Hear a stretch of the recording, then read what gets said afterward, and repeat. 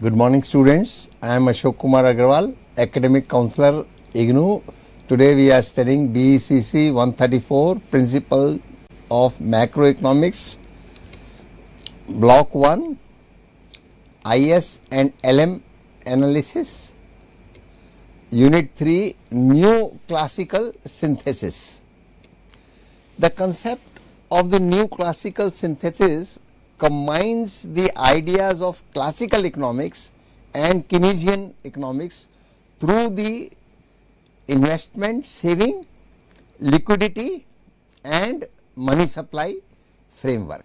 Earlier, the IS curve, that is investment and saving curve, explained equilibrium in the goods market, while liquidity and money supply curve, LM curve, you see, explained equilibrium in the money market.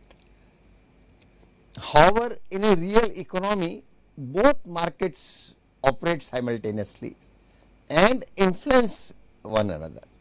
Therefore, the economy reaches overall equilibrium only when both the goods market and the money market are in equilibrium at the same time.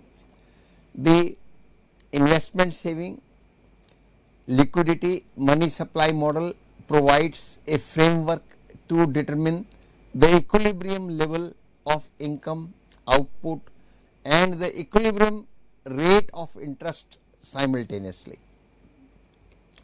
It also explains how changes in fiscal policy, monetary policy and market disturbances affect the economy. Through this model, economists are able to analyze how economies adjust toward equilibrium and how different economic conditions create Keynesian or classical outcomes. So, it also explains how changes in fiscal policy, monetary policy and market disturbances affect the economy. Through this model, economists are able to analyze how economies adjust towards equilibrium and how different economic conditions create Keynesian or classical outcomes. Simultaneous equilibrium refers to a situation where both the goods market and the money market, you see, are in equilibrium at the same time. In the IS-LM framework, this equilibrium is represented by the intersection point of the IS curve and the LM curve, where they meet. You see, both these you see curves where they meet, intersection point, at the intersection point. This the IS curve represents all combinations of income and interest rates, where the goods market is in, you see, in equilibrium. So, equilibrium refers to a situation where both the goods market and the money market are in, you see, equilibrium at the same time. In the IS-LM framework, the equilibrium is represented by the intersection point of the IS curve and the LM curve. The IS curve represents all combinations of income and interest rates where the goods market is in equilibrium. Similarly, the LM curve, liquidity and money supply curve, represents all combinations of income and interest rates where the money market is in equilibrium. The point where these two curves intersect gives the unique equilibrium combination of income and interest rate for the economy.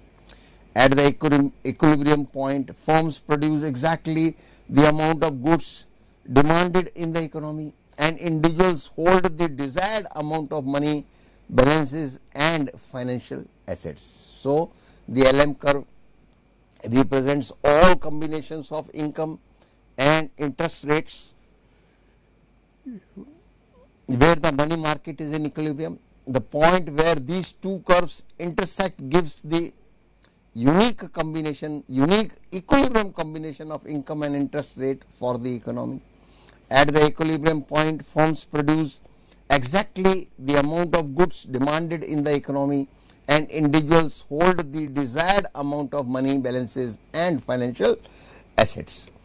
There is no unplanned accumulation or depletion of inventories, raw materials. Similarly, there is neither excess demand nor excess supply of money. In the model, the rate of interest is measured on the vertical axis, while income or output is measured on the horizontal axis.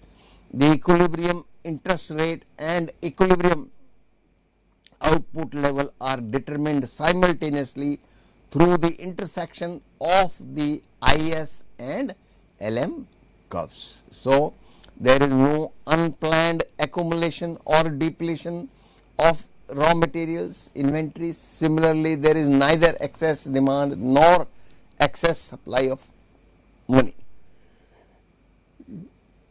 In the model, the rate of interest is measured on the vertical axis, while income or output is measured on the horizontal axis. The equilibrium interest rate and the equilibrium output level are determined simultaneously through the intersection of the IS, investment and saving, and LM, liquidity and money supply curves. The analysis assumes that the price level remains constant. Because prices are fixed, firms are willing to supply whatever quantity of goods is demanded at that price level. Therefore, changes in output you see occur through changes in production rather than you see through changes in you see prices. So, the analysis assumes that the price level remains constant.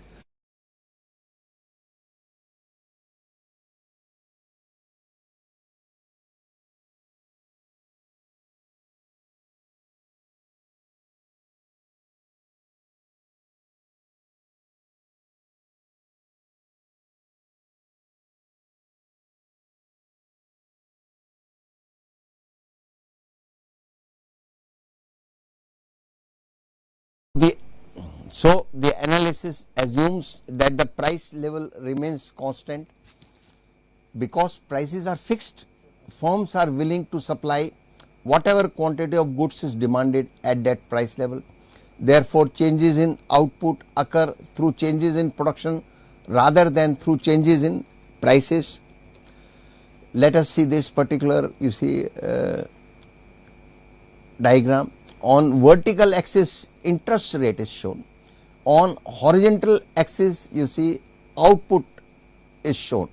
We see now you see one line investment and savings, and another we see you see liquidity and money supply.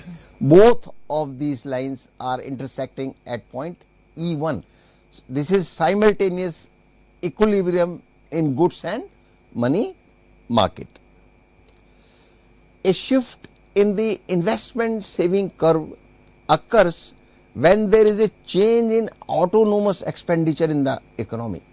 Autonomous expenditure includes components such as investment, government expenditure, or autonomous consumption that do not directly depend on income. When autonomous investment increases, aggregate demand rises. This causes the investment saving curve to shift rightward. So, a shift in the investment saving curve occurs when there is a change in autonomous expenditure in the economy.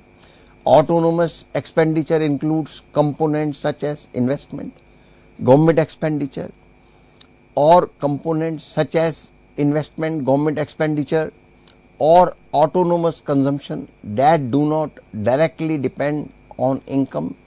When autonomous investment increases, aggregate demand rises. This causes the IS curve, investment saving curve, to shift rightward. The curve shifts towards right. A rightward shift in the investment saving curve indicates, you see now what it indicates, that at every rate of interest, the equilibrium level of income in the goods market you see becomes higher. As the investment saving curve shifts from one position to another, the equilibrium point with the liquidity and money supply curve also changes. Consequently, both equilibrium income and equilibrium interest rates rise. The increase in output occurs because higher investments increases aggregate demand and production. So, a rightward shift in the investment saving curve indicates that at every rate of interest the equilibrium level of income in the goods market becomes higher. As the investment saving curve shifts from one position to another, the equilibrium point with the liquidity and money supply curve also changes. Consequently, both equilibrium income and equilibrium interest rates rise. The increase in output occurs because higher investments increases aggregate demand and production. However, the increase in output is not equal to the full multiplier effect because the money market also influences the process. So, the increase in output is not equal to the full multiplier effect because the money market also influences the process. As income rises, people demand more money for transactions. Since the money supply is assumed fixed, the increase in money demand creates upward pressure on interest rates. Higher interest rates discourage some private investment expenditure. This partial reduction in investment due to rising interest rates is known as the crowding out effect. So, the increase in output is not equal to the full multiplier effect because the money market also influences the process. As income rises, people demand more money for transactions. Since the money supply is assumed fixed, the increase in money demand creates upward pressure on interest rates. Higher interest rates discourage some private investment expenditure. This partial reduction in investment due to rising interest rates is known as the crowding out effect. So, and the best investment, very safe investment is keeping money in our country in banks. At least your principal will be intact. Suppose you invest 1 lakh rupees in a bank now for a fixed deposit for 3 years. For 3 years your principal 1 lakh will remain same and bank will give you interest on that. Rate of interest varies, bank changes, sometimes it reduces, sometimes it increases by seeing the other things.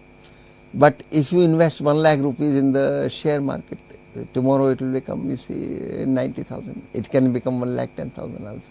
After 3 years you cannot say what will be the price of the share, it may reduce, it may increase. But in banks interest rate is less compared to other investment places, but your money is safe.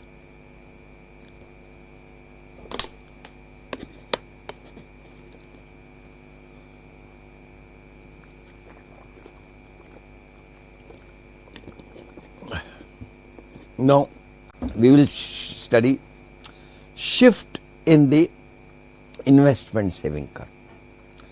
Therefore, although output increases following a rise in autonomous expenditure, the final increase in output is smaller than what would occur if interest rates remained unchanged.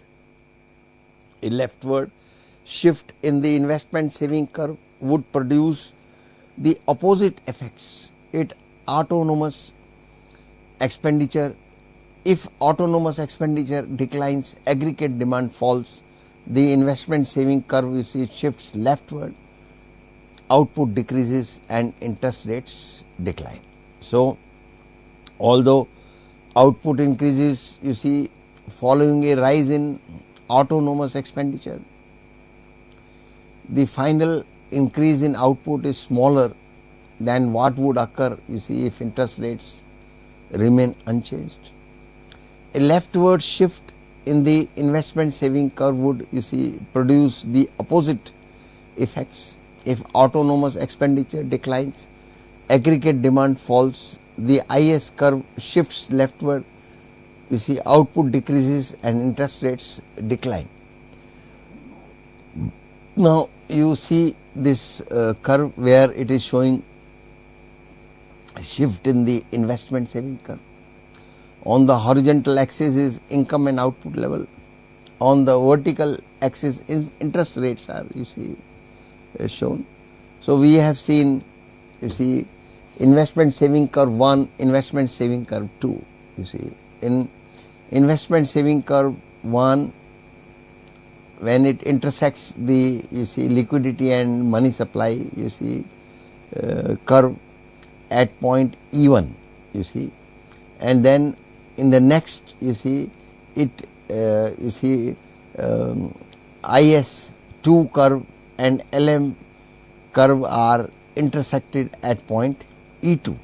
So, here we see the shift in investment and saving curve in this particular diagram. Now, we will study shift in the liquidity and money supply, you see, curve. A shift in the liquidity and money supply curve, that is LM curve, occurs due to changes in money supply or changes in money demand conditions. When the central bank means every country is having a central bank. Our country's central bank is Reserve Bank of India. What are its functions? All the commercial banks are, you see, they have to control. Reserve Bank controls them, and he is the lender of the last resort. If any bank is in difficulty, Reserve Bank will come to its rescue. And then Reserve Bank, you see, it prints currency also in our country. So, the central bank of each country, you see,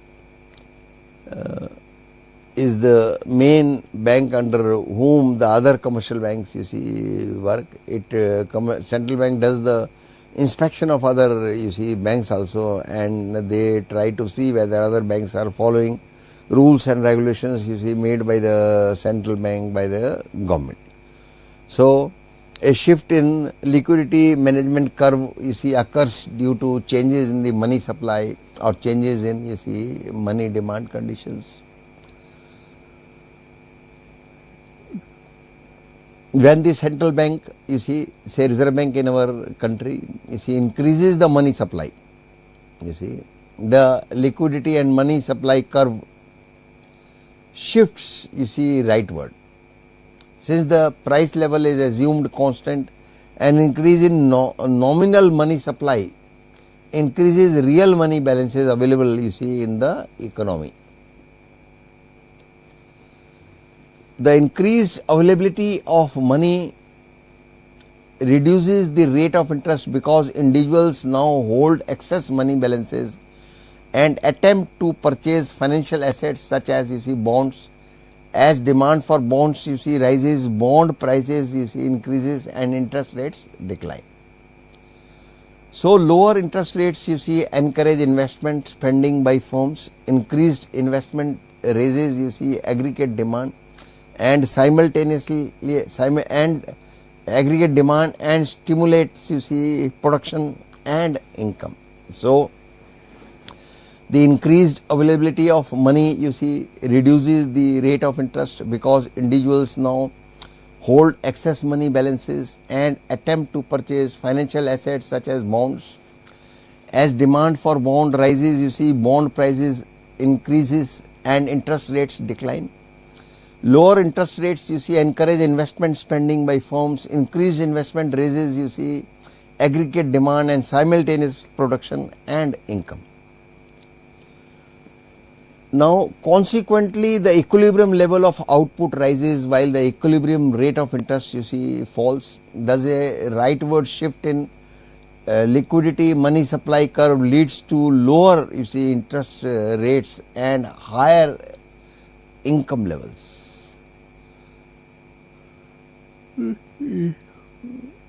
Conversely, if the money supply decreases, you see, the liquidity money supply curve shifts leftward. Interest rates rise because money becomes scarce, you see, investment declines and output you see falls. So, consequently, the equilibrium level of output rises while the equilibrium rate of interest you see falls. Thus, a rightward shift in the LM curve leads to the lower interest rates and higher income levels. Conversely, if the money supply decreases, the LM curve shifts leftward, you see interest rates rise because money becomes scarce, investment declines and output falls. Now, we see in this diagram shift in the you see liquidity and money supply curve. On the horizontal axis is income and output level. On the vertical axis is interest rates you see. Now, we have seen LM curve, liquidity management curve 1, the liquidity money supply curve 1 and liquidity money supply curve 2, that is LM1, LM2. Then we also see income and output level. So, this income and output level is you see intersecting at you see liquidity management curve 1 and also intersecting liquidity management curve 2. So, this is a diagram regarding shift in the liquidity money supply curve.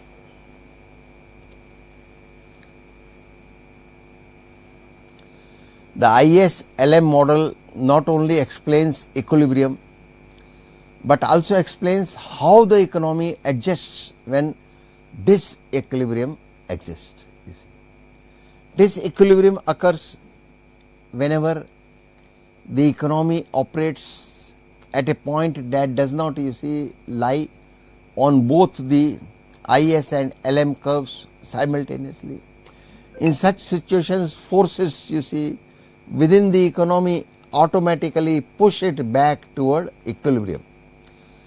The adjustment process you see, the adjustment process depends upon conditions in both the goods market and the money market. So, the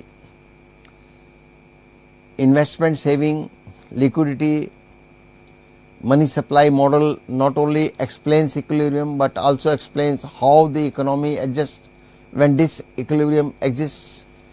Disequilibrium you see occurs whenever the economy operates at a point that does not you see lie on both the investment saving and liquidity money supply curves simultaneously.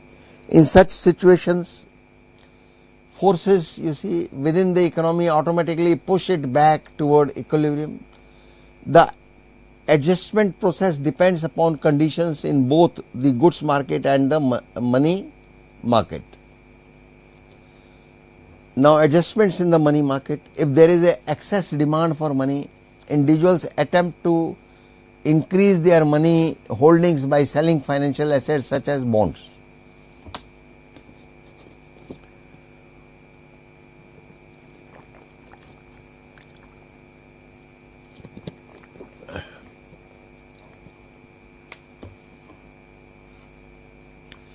The selling of bonds you see lowers bond prices and raises interest rates. Therefore, excess demand for money causes you see interest rates to rise. On the other hand, if there is excess supply of money, individuals use their excess money balances to purchase financial assets. Bond prices rise and interest rates falls. Thus, the money market adjusts through changes in interest rates. If there is excess demand for goods, firms experiences an unexpected reduction in inventories because consumers purchase more goods than firms plan to supply. Firms respond by increasing production, therefore output rises. If there is excess supply of goods, inventories accumulate unexpectedly, firms respond by reducing production.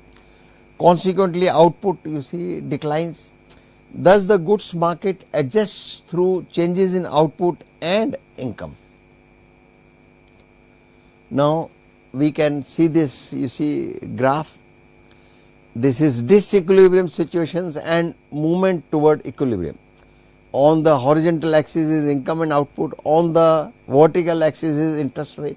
You see the liquidity and money supply curve and investment and saving, you see curve, they both meet, and rather they are not curves, they are lines, they both meet at point E.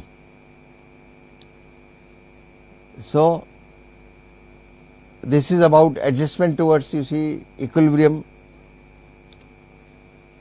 Different regions, you see, around the investment, saving and liquidity money supply curves represent different combinations of excess demand and excess supply in the two markets. Points to the left of the LM curve indicate excess supply of money. Points to the right of the LM curve indicates excess demand for money.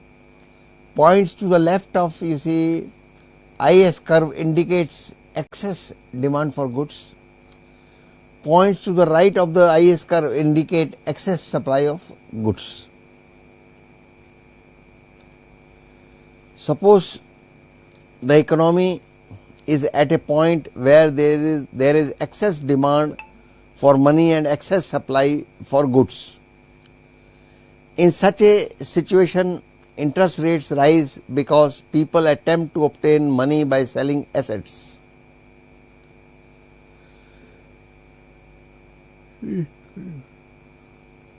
Output falls because firms reduce, you see, production due to unsold, you see, inventories. So suppose the economy is at a point where there is excess demand for money and excess supply of goods. In such a situation, interest rates rise because people attempt to obtain money, you see, by selling assets. Output falls because firms reduce production due to unsold, you see, inventories. If the goods are not sold, then they will, you see, start production, slow it, they will slow it. First they will wait the goods to be sold, then they will produce. The economy continues, you see, adjusting through changes in output and interest rates until it reaches the equilibrium point where both markets clear simultaneously. The adjustment mechanism, you see, demonstrates the stability of the ISLM, you see, model. Any disturbance, you see, or shock pushes the economy away from the equilibrium temporarily, but market forces gradually restore equilibrium. Now we see the diagram, disequilibrium situations and movement toward equilibrium. Adjustment process in the economy. On the axis is income and output, on you see horizontal axis is income and output, on vertical axis is interest rates.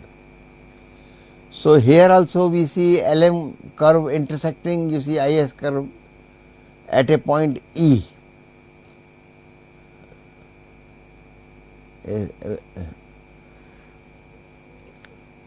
Classical and Keynesian zones in the ISLM model. The shape of the LM curve plays a major role in determining the effectiveness of fiscal and monetary policies. Two extreme cases are particularly important: the Keynesian range and the classical range. These ranges explain different economic conditions and policy outcomes. So the shape of the LM curve plays a major role in determining the effectiveness of fiscal and monetary policies. Two extreme cases of this are, you see, particularly important: the Keynesian range, the classical range. These ranges explain different economic conditions and policy outcomes. Now Keynesian range. The Keynesian range occurs when the LM curve is horizontal or nearly horizontal. This situation is associated with a liquidity trap. In a liquidity trap, interest rates are already extremely low, often close to zero.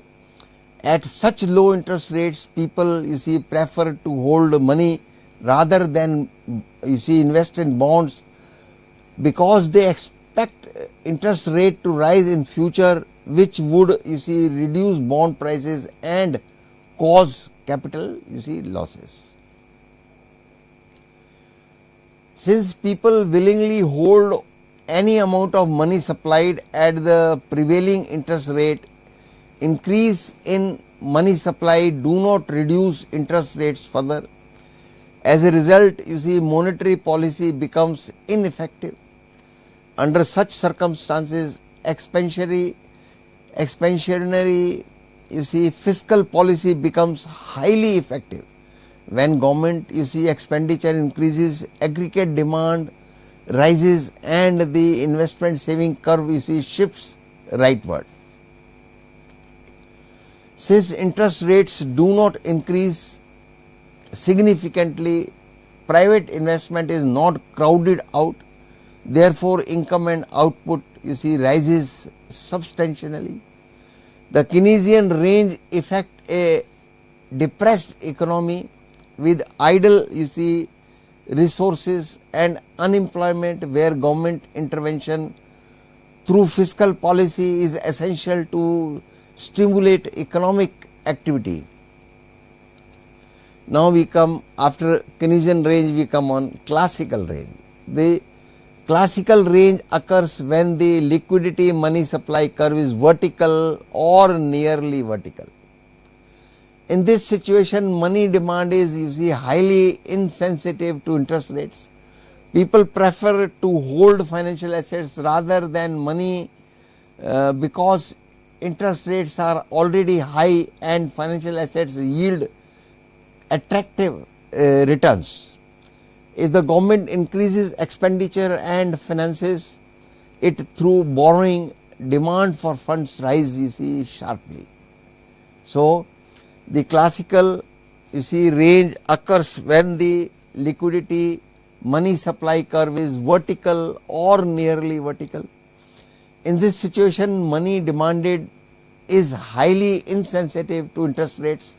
People prefer to hold financial assets rather than money because interest rates are already high and financial assets yield attractive returns. If the government increases expenditure and finances it through borrowing, demand for funds you see rises sharply.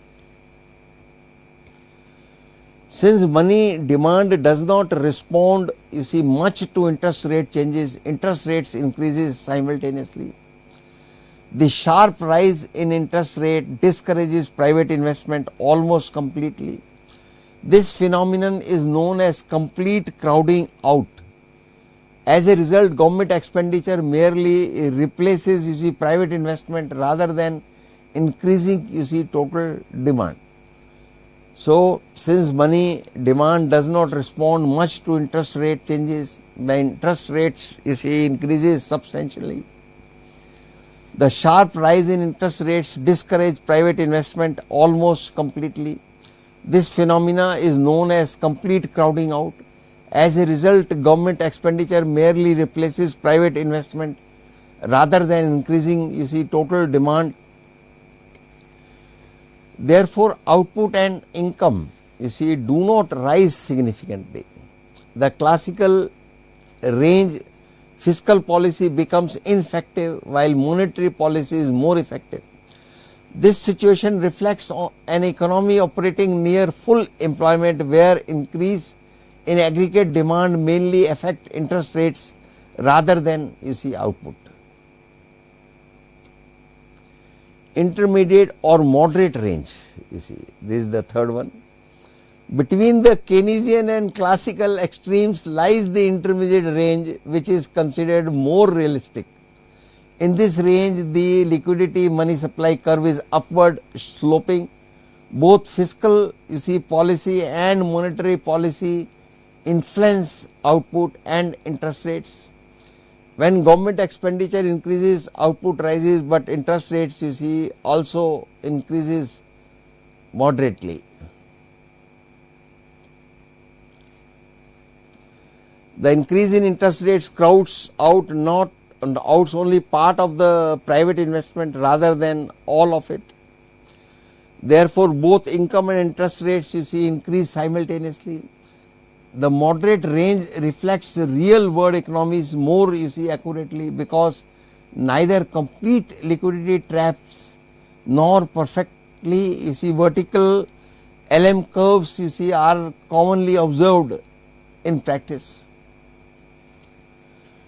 Now, importance of the IS-LM model. The IS-LM framework is one of the most important macroeconomic model because it integrates the goods market and money market into a unified framework.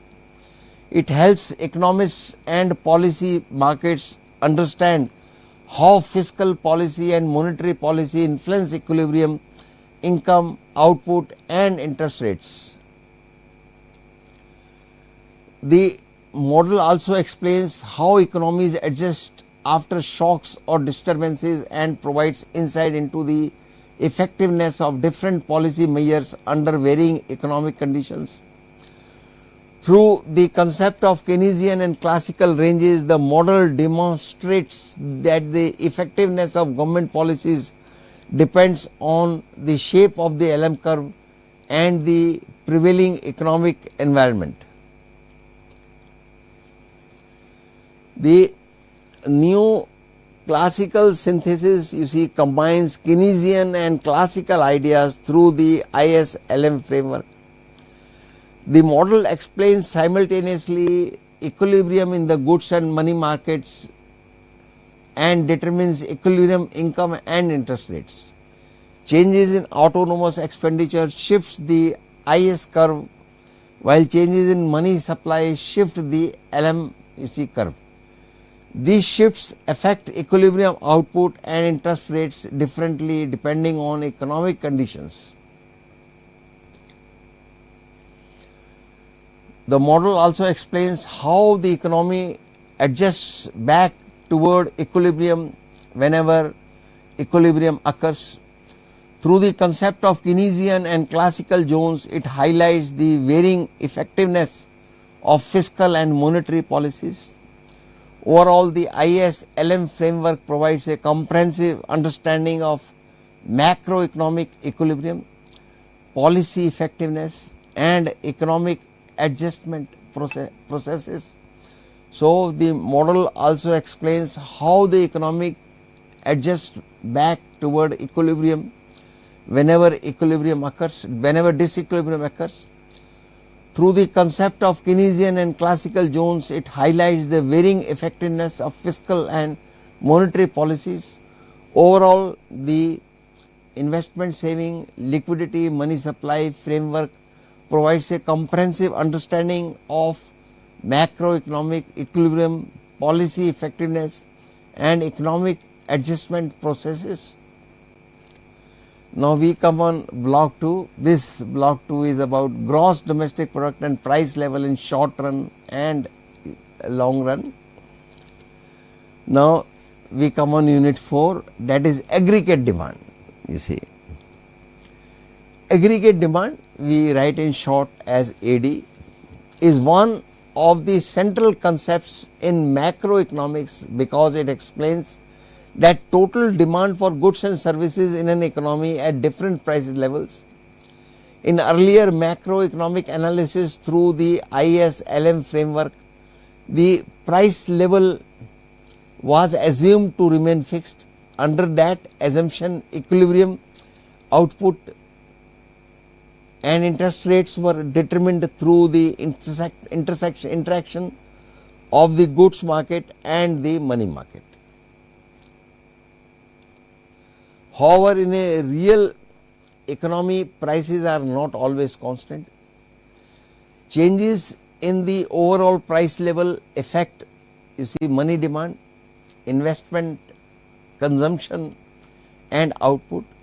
Therefore, macroeconomic analysis becomes you see more realistic when the assumption of fixed prices is relaxed. The aggregate demand curve is derived precisely to study the relationship between the overall price level and the equilibrium you see level of output in the economy. The aggregate demand curve is, you see, developed using the ISLM model and represents combinations of price levels and output levels at which both the goods market and the money market are simultaneously in equilibrium. The unit also explains why the AD aggregate demand curve slopes downward, what causes shifts in the aggregate demand curve, and how multiplier analysis works in the context of aggregate demand. The simple Keynesian model was developed during the period of the Great Depression, when economies, you see, were suffering from severe, you see, unemployment and low production. Keynes argued that economies, you see, offer produce below their full potential because aggregate demand is insufficient. According to him, firms reduce production not because they lack productive, you see, capacity, labor or technology, but because there is, you see, inadequate demand for goods and services. In the Keynesian framework, aggregate demand determines the equilibrium level of output in the short run. When demand falls, firms cut production, income declines and unemployment rises. Similarly, when demand increases, firms expand production and employment. Although the Keynesian model successfully explained short run economic fluctuations, it had several, you see, limitations. Neglect to supply side factors, you see. One major limitation of the simple Keynesian model is that it gives excessive importance to aggregate demand while largely ignoring aggregate supply.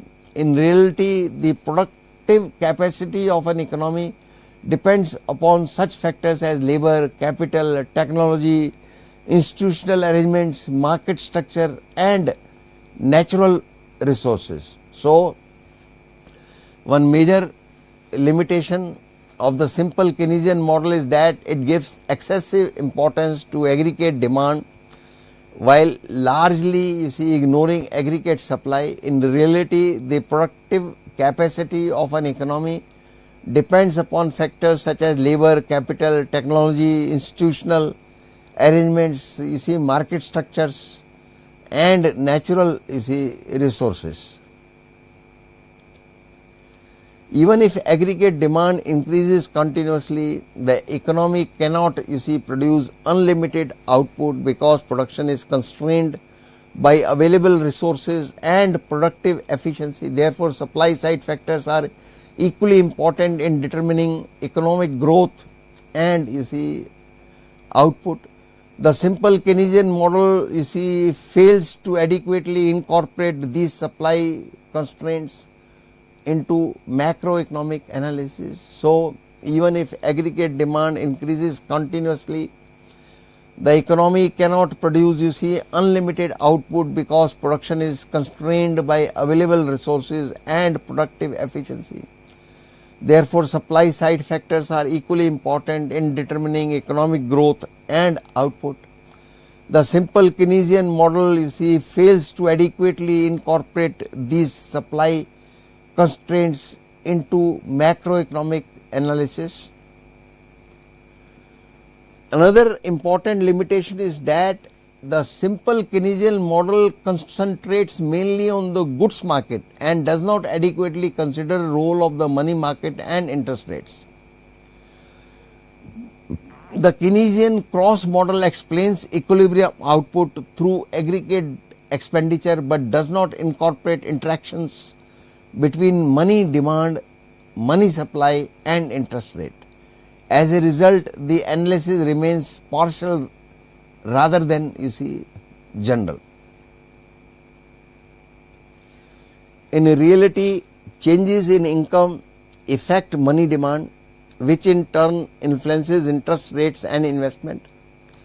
Therefore, equilibrium in the economy must be analyzed through simultaneously interaction between the goods market and the money market. This is achieved through the ISLM framework. The aggregate demand curve is therefore you see derived using the ISLM you see model, because it incorporates both you see market simultaneously. The aggregate demand curve shows the relationship between the overall price level in the economy and the total quantity of output demanded. Unlike an ordinary market demand curve studied in you see microeconomic, you see the aggregate demand curve does not represent the demand for a single commodity. Instead, it represents total planned expenditure on all final goods and services produced in the economy. The aggregate demand curve includes demand arising from the consumption expenditure, investment expenditure, government expenditure and net exports. Net exports means exports minus imports. Each point on the aggregate demand curve represents simultaneous equilibrium in both the goods market and the money market. Now, we can see this diagram, meaning of aggregate demand curve. You see, on the horizontal axis is aggregate output, on the vertical axis is price level. Now, we see P1, P2, P3 and aggregate output, that is Y1, Y2 and Y4. So, we have seen the aggregate demand curve at aggregate output Y1, at aggregate output Y2, at aggregate output Y0 and at you see price level P0, price level P1, price level P2. So, if we have seen the intersection P0 and Y0, we have seen the intersection at the aggregate demand curve. Similarly, P1, Y1, we see the intersection at the aggregate demand curve, and at P2 and Y2, you see both these points, we see the intersection at you see aggregate demand curve. So, we go to the next. You see the aggregate demand curve AD curve is derived from the ISLM framework by allowing the price level to change instead of keeping it fixed. In the ISLM model, equilibrium is determined through the intersection of the goods market, that is IS curve, and the money market LM curve. When prices are flexible, changes in the price level affect the money markets first, which then affects interest rates, investment and output. You see, if interest rates are low, people will not invest, you see. If interest rates are more, then people you see invest. The interest rate means what interest they will you see people will get. Suppose the price level rises, a rise in price you see increase nominal income, because people now require more money for the same amount of transactions. As a result, the demand for money you see increases. Since the money supply is assumed to remain fixed, constant, there is excess demand for money in the economy. To restore equilibrium in the money market, the interest rates you see rises. The increase in the interest rate discourages you see investment expenditure, because borrowing becomes more expensive for you see firms.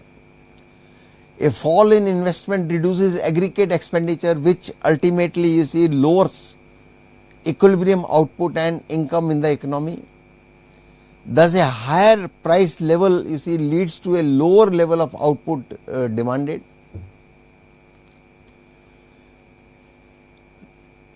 Similarly, when the price level falls, money demand increases, interest rates decline, investment increases and equilibrium output rises. Therefore, there exists an inverse relationship between the price level and equilibrium you see output. Inverse relationship means if one will increase, other will you see decrease, and it is you see direct relationship means if one increases, other also increases. So, here it is inverse relationship.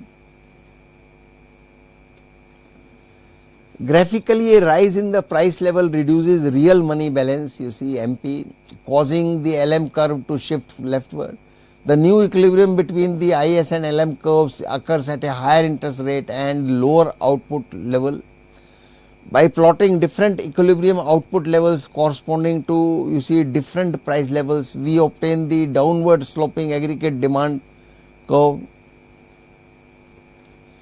Now, we can see there are two you see diagrams, derivation of the aggregate demand curve. On the horizontal axis is income output, on the vertical axis is interest rate, you see.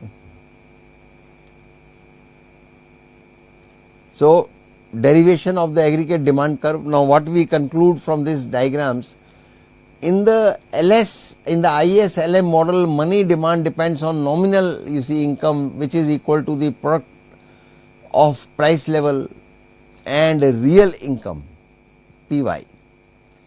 When the price level rises, you see, while real income remains constant, you see nominal income increases. Higher nominal income increases the demand for money, because people need you see more money for transactions. As money demand rises, the money demand curve shifts rightward. Since the money supply is assumed fixed, there is excess demand for money at the existing interest rates. To restore equilibrium in the money market, interest rates you see rise. An increase in interest rate discourages investment, you see spending, because borrowing becomes more expensive for firms. As investment declines, aggregate expenditure you see falls. A reduction in aggregate expenditure reduces equilibrium output and income in the economy. Thus, an increase in the price level ultimately leads to a decline in equilibrium output. This inverse relationship between price level and equilibrium output gives rise to downward sloping aggregate demand curve. Impact on investment and output. Conversely, when the price level falls, money demand increases, money demand decreases, interest rates you see decline, investment spending rises, aggregate expenditure you see increases, equilibrium output you see rises. So, impact on investment and output. Conversely, when the price level falls, money demand decreases, interest rates decline, investment spending rises, aggregate expenditure increases, equilibrium output you see rises. Now, aggregate demand curve and you see aggregate demand curve from ISLM analysis, you see the derivation of aggregate demand curve can also be understood graphically through shifts in the LM curve, liquidity money supply curve. Suppose the economy initially operates at a certain price level, the given real money you see supply determines the position of the LM curve. The intersection of the IS and LM curves determines the equilibrium output and interest rates. Now, suppose the price level increases, since nominal money supply remains fixed, higher prices you see reduce the real money supply. A reduction in the real money balances shifts the LM curve leftward. The new intersection of the IS and LM curves occur at a higher you see interest rate and lower output level. By plotting the various equilibrium output levels corresponding to different price levels, we obtain the downward sloping aggregate demand curve. Every point on the aggregate demand curve therefore represents simultaneously equilibrium in both the goods market and the money market. The aggregate demand curve slopes downward because higher prices you see reduce the real value of money balances and thereby reduce you see total demand in the economy. The downward slope of the aggregate demand curve can be explained through three important you see effects. First is you see wealth effect, second is interest rate effect, third is exchange rate you see effect. Wealth effect. The wealth effect explains how changes in the price level influence consumption expenditure. People generally hold part of their wealth in the form of money balances. When the price level falls, the real purchasing power of money increases. Individuals feel wealthier because their existing money balances can now purchase more goods and services. As a result, consumers increase their consumption expenditure, leading to higher aggregate demand. Conversely, when the price level rises, the real value of money balances declines. People feel poorer and reduce consumption spending. Consequently, aggregate demand falls. Thus, there exists an inverse relationship between price level and consumption expenditure. Interest rates effect. The interest rate effect explains how price changes influence investment spending through changes in interest rates. When the price level falls, real money balances increases. Excess money supply in the economy reduces interest rates. Lower interest rates encourage firms to borrow and invest more in capital goods. Increased investment raises aggregate demand. Conversely, when the price level rises, real money balances fall and interest rates increase. Higher interest rates discourage investment spending and reduce aggregate demand. Thus, price level and investment expenditure are inversely related. Exchange rate effect. The exchange rate effect explains how changes in domestic price levels influence net exports. When domestic prices fall relative to foreign prices, domestic goods become cheaper in international market. Foreign consumers increase demand for domestic exports, while domestic consumers reduce imports because imported goods become relatively expensive. As exports rise and imports decline, net exports increase, leading to a higher aggregate demand. Conversely, when domestic price rise, foreign goods become relatively cheaper, exports decline and imports increase, reducing net exports and aggregate demand. Thus, higher price levels reduce net exports and lower aggregate demand.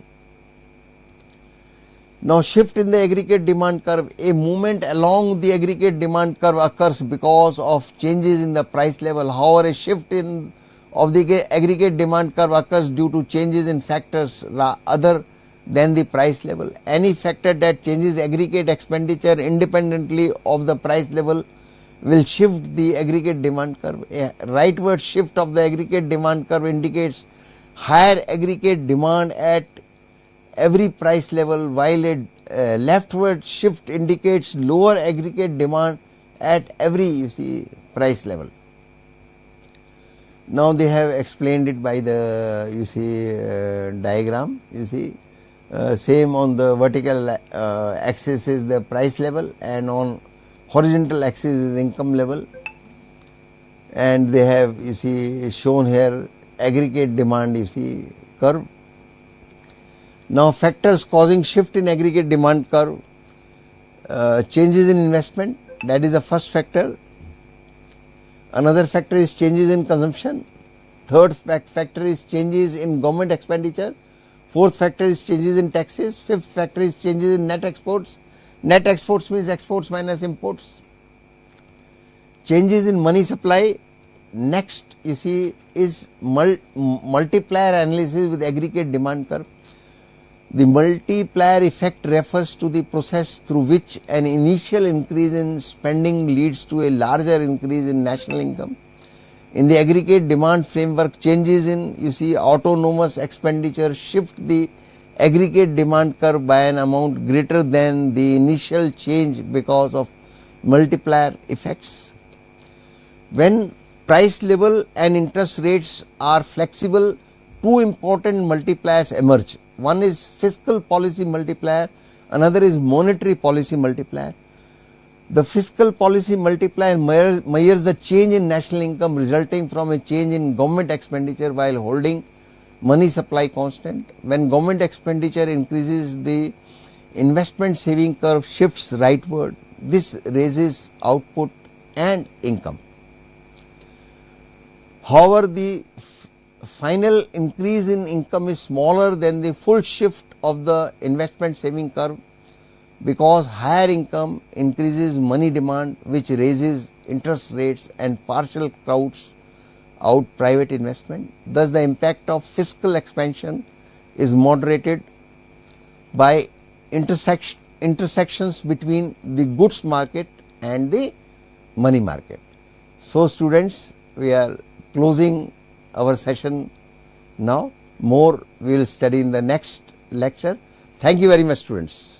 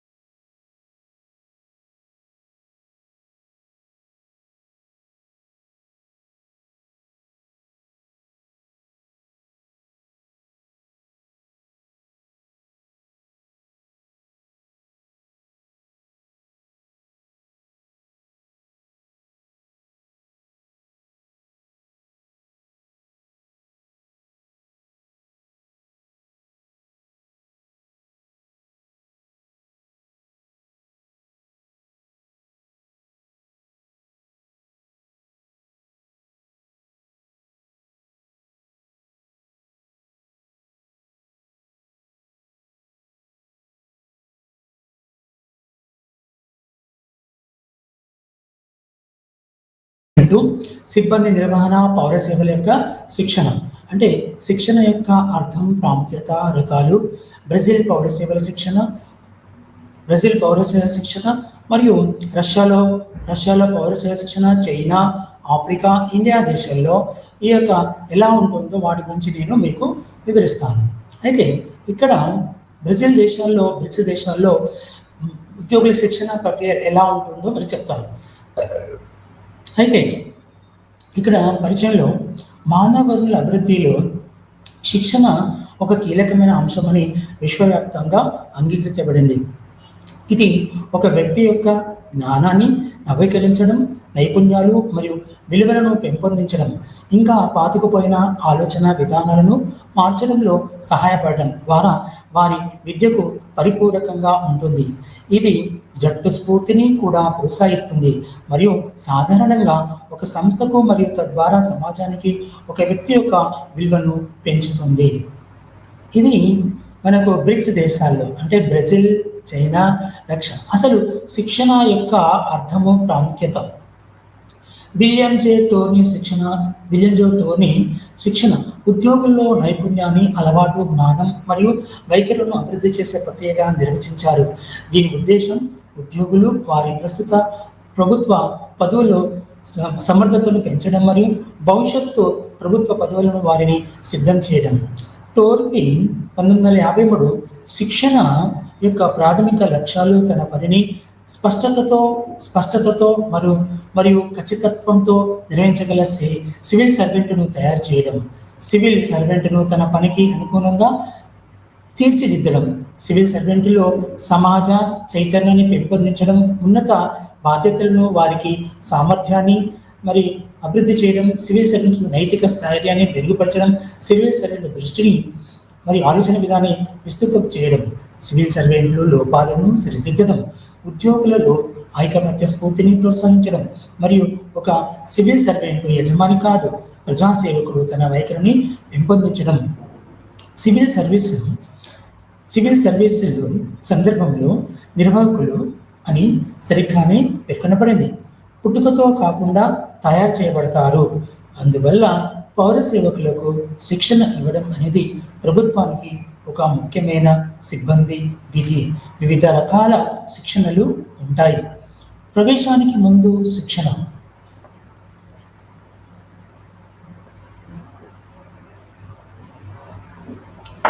Number 1, ప్రవేశానికి ముందు శిక్షణ.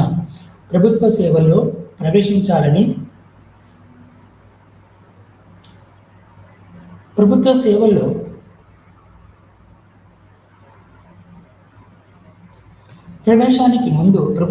ప్రవేశించాలని ఆకాంక్ష వారికి శిక్షణ ఇస్తారు.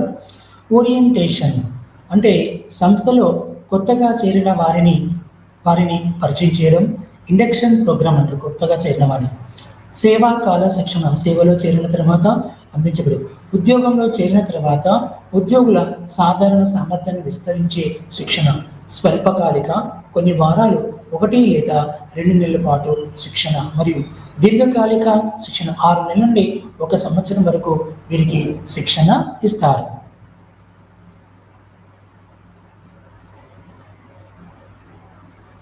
అయితే ఇక్కడ Brazil దేశంలో పౌర సేవల యొక్క శిక్షణ ఎలా ఉంటుందో వివరిస్తాను.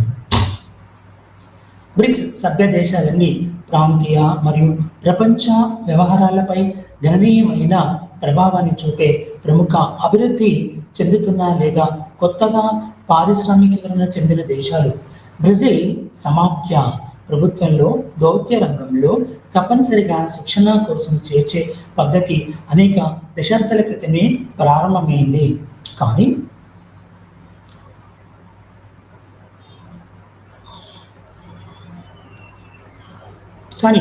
అప్పటి నుండి ఇది ప్రభుత్వ నిర్వాహకులు, ఆడిట్ మరియు న్యాయ విధాన రంగాల వంటి రాష్ట్రానికి విలక్షణమైనవిగా పరిగణించబడే చాలా వృత్తులను విస్తరించింది. బ్రెజిల్లో ఇది ఒక కఠినమైన నియమావళిని అనుసరించినప్పటికీ ప్రభుత్వ అధికార యంత్రాంగంలో భాగంగా ఉండే పౌర ఉద్యోగుల నిర్మాణం, గుర్తింపు మరియు మరియు ఆ వర్గంలో అధిక సమన్వయం మరియు అధిక సజాతీయతలో శిక్షణ ఒక కేంద్ర పాత్ర పోషిస్తుంది. బ్రెజిల్లో కొత్తగా నియమితులైన ప్రభుత్వ ఉద్యోగులకు మొదట ప్రభుత్వ పాఠశాలల ద్వారా నిరంతర అభివృద్ధి కార్యకలాపాలు, పోస్ట్ గ్రాడ్యుయేట్ శిక్షణ మరియు పరిశోధన, నైపుణ్యం మరియు జ్ఞానాభివృద్ధిని పై దృష్టి సారించే వృత్తిపరమైన శిక్షణ మరియు ప్రజా నిర్వహణ గురించిన జ్ఞాన వ్యాప్తి కోసం శిక్షణ ఇవ్వబడుతుంది. ఇవి వృత్తి నైపుణ్య ప్రక్రియలో మరియు ప్రభుత్వ ఉద్యోగి యొక్క ఉన్నత విలువల కల్పనలో కీలకమైన అంశాలు. 1980లలో పునః ప్రజాస్వామీకరణ ప్రక్రియ తర్వాత బ్రెజిల్ ప్రభుత్వ సేవలో అర్హత డిమాండ్ తీవ్రమైంది. 1998లో మాత్రమే ప్రభుత్వ పాఠశాలలు బ్రెజిలియన్ ఫెడరల్ రాజ్యాంగంలో అధికారికంగా చేర్చబడ్డాయి.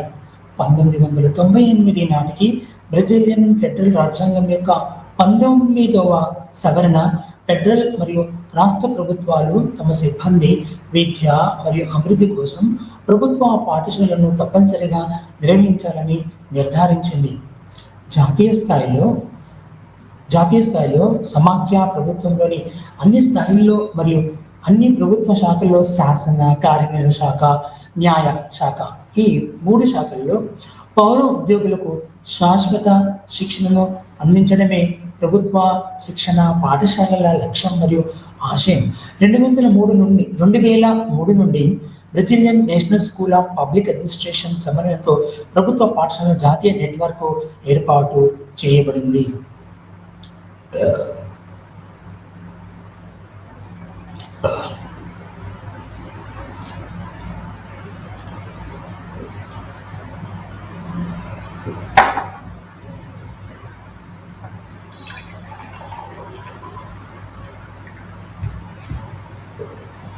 జాతీయ స్థాయిలో సమాఖ్య ప్రభుత్వంలోని అన్ని స్థాయిల్లో మరియు అన్ని ప్రభుత్వ శాఖలలో శాసన, కార్యనిర్వాహక శాఖ మరియు న్యాయశాఖ ఉద్యోగులు శాశ్వత శిక్షణను 2000 సంవత్సరం నుండి Brazil national school of public అడ్మినిస్ట్రేషన్లో ఇది సమన్వయంతో ప్రభుత్వ పాఠశాలలో జాతీయ నెట్వర్క్ ఏర్పాటు చేయబడింది. Brazilian national school of public administration 1986లో స్థాపించబడింది. దీని లక్ష్యం ప్రజా విధానాలను నిర్వహించడంలో పరిపాలనా సామర్థ్యాన్ని పెంచడానికి పౌర ఉద్యోగుల నైపుణ్యాలను అభివృద్ధి చేయడం. Brazilian national school of administration 2021 federal స్థాయిలో 17 పాఠశాలను సేగు ఫెడరల్ స్థాయిలో 17 పాఠశాల సేగు యూనియన్ గవర్నమెంట్ స్కూల్ సిస్టమ్ను ఏర్పాటు చేశాయి మరియు సిబ్బంది శిక్షణకు బాధ్యత వహిస్తాయి. అటువంటి పాఠశాలలు పనితీరు స్థాయి పెరుగుతుంది మరియు అవి కేవలం బ్యూరోక్రాట్ల ప్రారంభ శిక్షణకు మాత్రమే పరిమితం కాలేదు. చాలా పాఠశాలలు నైపుణ్యాభివృద్ధి కార్యకలాపాలను నిర్వహిస్తాయి. శిక్షణ పాఠశాలలు ప్రభుత్వ ఉద్యోగులకు నిర్దిష్ట విధాన రంగాల్లో పోస్ట్ గ్రాడ్యుయేట్ శిక్షణను అందించడం ప్రారంభించాయి. ఇవి బ్యూరోక్రసీ యొక్క వృత్తి నైపుణ్యానికి మరియు ప్రజా నిర్వహణను మెరుగుపరచడానికి ప్రాథమికమైనవి. 2006 నాటికి డిగ్రీ 5.700 అంటే 5707 చాలా ముఖ్యమైనవి. ఎందుకంటే ఇది ఫెడరల్ సివిల్ సర్వెంట్ల కోసం జాతీయ సిబ్బంది అభివృద్ధి విధానాన్ని ఏర్పాటు చేసింది. ఇది మొత్తం వృత్తి జీవితంలో శిక్షణను ఒక శాశ్వత కార్యకలాపంగా స్వీకరించడానికి దారితీసింది. ఈ విధానం తమ విధులను మెరుగుపరచడంలో ప్రభుత్వ పాఠశాలలు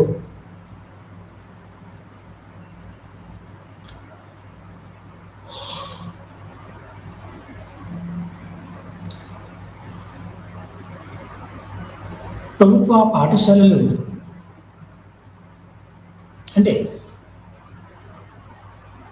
ప్రభుత్వ పాఠశాల కీలక పాత్రను ఈ విధానం నొక్కి చెప్పింది. అయితే ఇది ఉద్యోగుల కోసం సామర్థ్యాల ఆధారంగా అర్హత ప్రణాళికను అభివృద్ధి చేయాలి మరియు అభ్యాసం మరియు అభివృద్ధి పద్ధతులను ఆధునీకరించడానికి ప్రయత్నాలు జరుగుతున్నాయి. OC OECD human resource management country profile Brazil ప్రకారం ఇప్పటివరకు బ్రెజిల్లో శిక్షణ ఎలా వస్తారో వాటి గురించి మీకు వివరించాను. ఇప్పుడు రష్యా పౌర సేవకుల శిక్షణ గురించి మీకు వివరిస్తాను.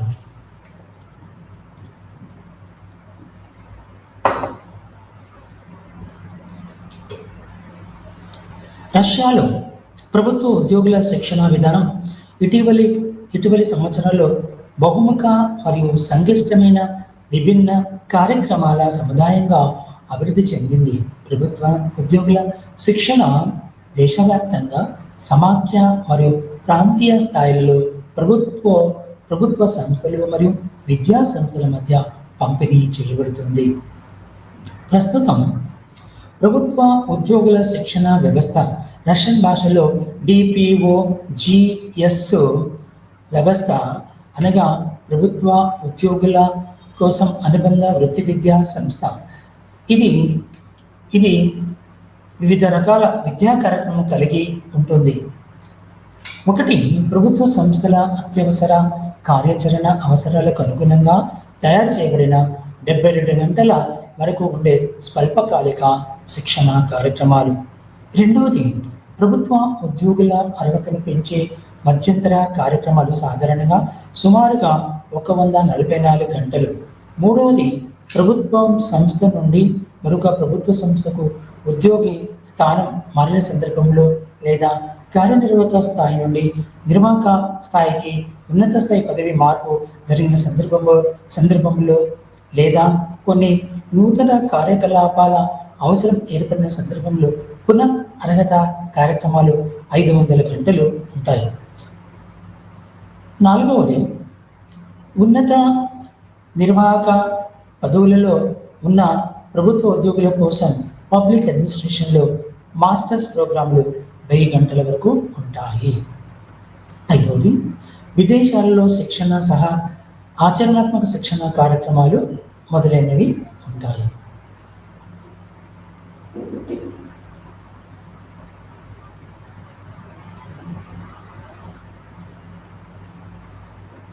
అయితే విదేశాలలో శిక్షణతో సహా ఆచరణాత్మక శిక్షణ కార్యక్రమాలు ఉంటాయి. రష్యా చట్టం ప్రకారం ప్రతి ప్రభుత్వ ఉద్యోగి ప్రతి 3 సంవత్సరాలకు కనీసం ఒక్కసారైనా శిక్షణ కార్యక్రమాల్లో పాల్గొనాలి. అంటే దేశంలో ఏ ఉద్యోగి అయినా ప్రతి 3 సంవత్సరాలకు కనీసం ఒక్కసారైనా శిక్షణ కార్యక్రమంలో పాల్గొనాలి. అంటే అటువంటి శిక్షణ అవసరాలను తీర్చడానికి శిక్షణ సంస్థల సామర్థ్యం సరిపోవాలి.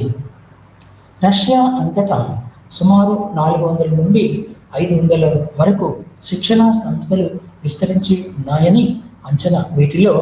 వీటిలో అధిక భాగం ప్రభుత్వ సంస్థలతో అనుబంధం ఉన్న విశ్వవిద్యాలయాలు మరియు విద్యా సంస్థలే. ఇవి శిక్షణా కార్యక్రమాల కోసం గుర్తింపు పొందినప్పటికీ శిక్షణ కార్యక్రమాలు ప్రధానంగా జాతీయ అంటే ఫెడరల్ మరియు పరిశోధన విశ్వవిద్యాలయాల్లో అలాగే ప్రభుత్వ సంస్థలకు చెందిన విద్యా సంస్థల్లో కేంద్రీకృతమై ఉన్నాయి. భారత్ 2011 శిక్షణా సంస్థల్లో అగ్రస్థానాలను రష్యా అధ్యక్షుని ఆధ్వర్యంలోని academy of people economy and civil services దాని ప్రాంతీయ అనుబంధ సంస్థలతో సహా research university, higher school of economics, Moscow state university, Russia ప్రభుత్వ ఆధ్వర్యంలోని university of finance, Saint Petersburg state యూనివర్సిటీలు ఆక్రమించాయి. Federal ministry of health care and social development తన పౌర ఉద్యోగుల కోసం శిక్షణ కార్యక్రమాలపై ఇతర ఫెడరల్ సంస్థల నుండి అభ్యర్థనలు స్వీకరించి శిక్షణను అమలు చేయడానికి శిక్షణా సంస్థల మధ్య టెండర్లను ప్రకటించి మూల్యాంకనం చేసే బాధ్యతను కలిగి ఉంది. ప్రాంతీయ స్థాయిలో రష్యన్ ఫెడరేషన్ సబ్జెక్టులు ఇదే విధిగా ఎక్కువగా అడ్మినిస్ట్రేషన్ ఆఫ్ సబ్జెక్టులో కేంద్రీకృతమైంది. రష్యా అధ్యక్షుని పరిపాలన ప్రక్రియను నిర్వహిస్తుంది.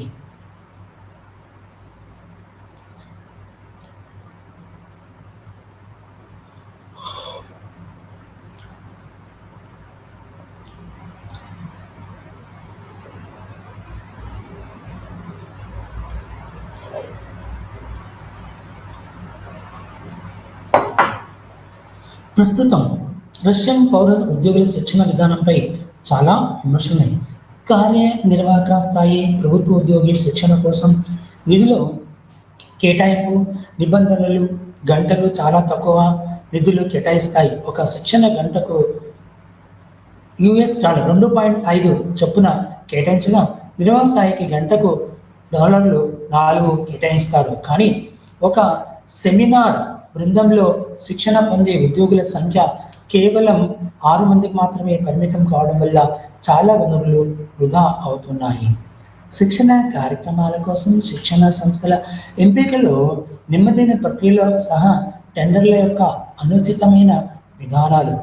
గత సంవత్సరానికి అదే కార్యక్రమం కోసం శిక్షణ సంస్థలు ఇప్పటికే ఎంపిక చేయబడినప్పటికీ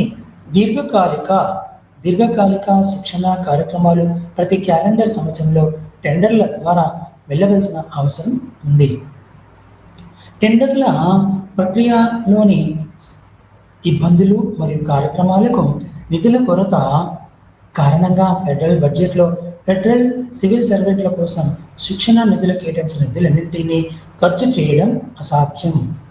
పౌర ఉద్యోగుల శిక్షణ నిర్వహణ బాధ్యత వహించే ఏకైక ప్రభుత్వ నిర్వాహక విభాగం లేదు.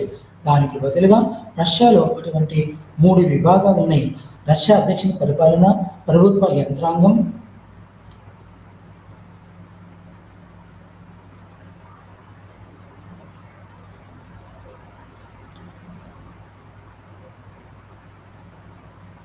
శిక్షణ కారణం కోసం అధికం అయితే ఇవి రష్యాలో విద్యా సంస్థలో ఒకటైన academy of national economy post graduate మరియు పూర్తి వృత్తి విద్యా శిక్షణ కార్యక్రమాలను అందించి ఒక ప్రభుత్వ విద్య మరియు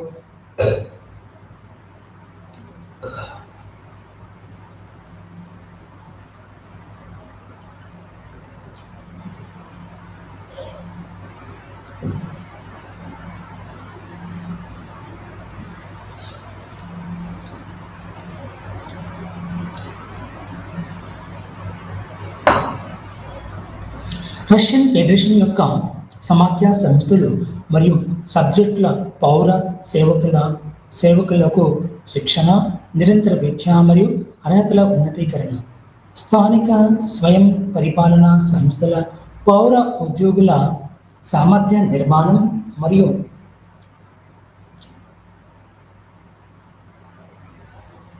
ఉన్నత ప్రభుత్వ ఉద్యోగులకు బదిలీ కోసం రిజర్వ్లో ఉన్న పౌర సేవకులు వృత్తిపరమైన అభివృద్ధి చెప్తారు. ఫెడరల్ ప్రభుత్వంలోని ఆర్థిక మరియు వాణిజ్య విభాగాల సివిల్ సర్వెంట్ శిక్షణ విద్యా వ్యవస్థలో ఫైనాన్షియల్ అకాడమీ చాలా ముఖ్యమైన భాగం. ఇది ఫైనాన్స్, క్రెడిట్, అసెస్మెంట్స్, ఆడిటింగ్ మరియు అంతర్జాతీయ ఆర్థిక సంబంధాల రంగాల్లో శిక్షణ అందిస్తుంది. సివిల్ సర్వెంట్లు విద్యా వ్యవస్థలో స్టేట్ యూనివర్సిటీ ఒక చాలా ముఖ్యమైన భాగం. ఇందులో ఇన్స్టిట్యూట్ ఆఫ్ పబ్లిక్ అడ్మినిస్ట్రేషన్ కూడా ఉంది. ఫెడరల్ ప్రభుత్వం విద్యా విభాగం పౌర ఉద్యోగుల శిక్షణ పర్యవేక్షిస్తుంది. రాష్ట్ర విశ్వవిద్యాలయాలు మరియు ఉన్నత విద్యా సంస్థలు రష్యన్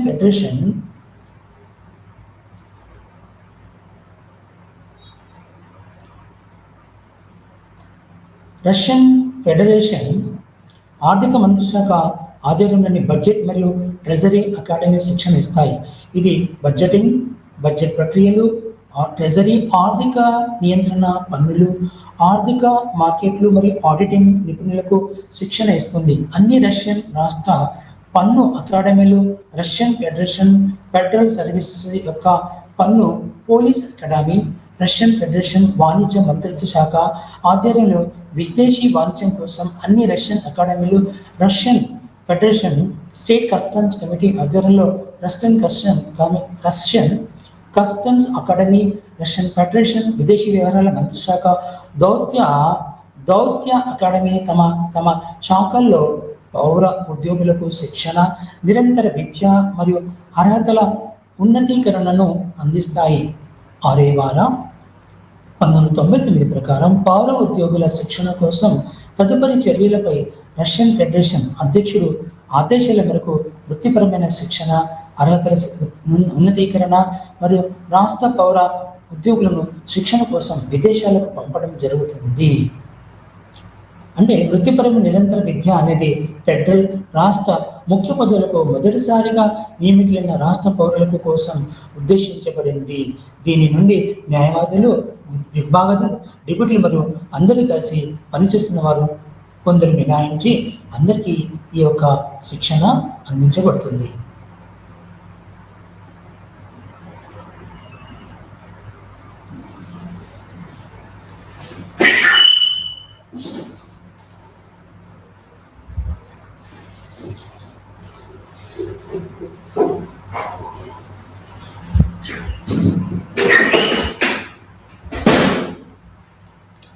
రష్యన్ ఫెడరేషన్ అధ్యక్షుని పరిపాలన మరియు రష్యన్ ఫెడరేషన్ ప్రభుత్వ యంత్రాంగం, ప్రభుత్వ అధికార సంస్థలు మరియు రష్యన్ ఫెడరేషన్ యొక్క సబ్జెక్టులు, ప్రతిపాదనల ఆధారంగా పౌర ఉద్యోగులకు రష్యన్ ఫెడరేషన్ యొక్క ప్రభుత్వ ఉద్యోగులు అని కూడా పిలుస్తారు.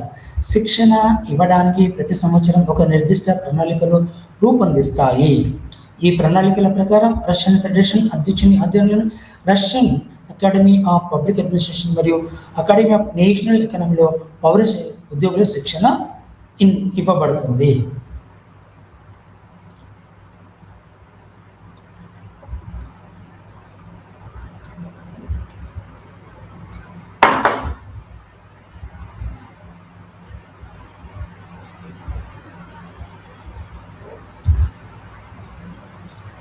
విద్యా ప్రణాళికల ప్రకారం శిక్షణ 3 స్థాయిల్లో అందించబడుతుంది. స్వల్పకాలిక కార్యక్రమాలు 72 నుంచి 100 గంటల బోధన ఉంటుంది. రెండోది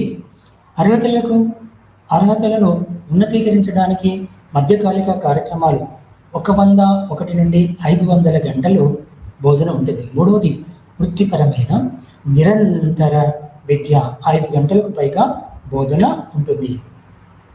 దీర్ఘకాలిక శిక్షణ వృత్తిపరమైన కార్యక్రమాల శీర్షికల క్రింద నిర్వహించబడుతుంది.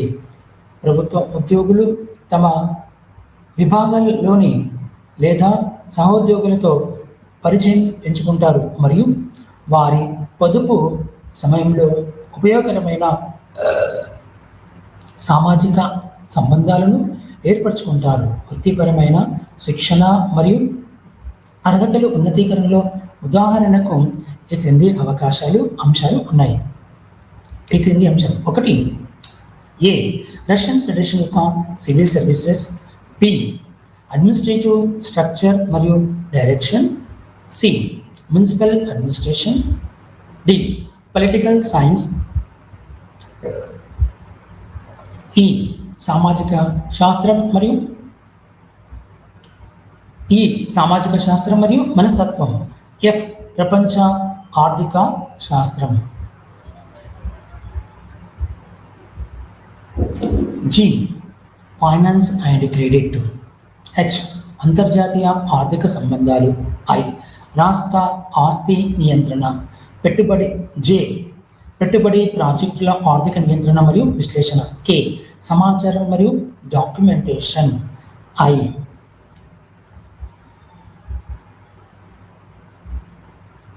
సమాచార 1.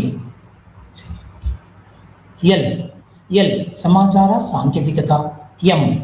సైనిక ఆర్థిక శాస్త్రం మరియు జాతీయ భద్రత. వృత్తి విద్యా కార్యక్రమానికి ప్రాథమిక అవసరాలు క్రింది విధంగా ఉన్నాయి. ఉన్నత మరియు మాధ్యమిక విద్యా శిక్షణకు సంబంధించిన రాష్ట్ర ప్రమాణాల పర్యవసనాలు. ఆధునిక సాంకేతికలు మరియు శిక్షణ పద్ధతుల్లో అవగాహన. రకాలు మరియు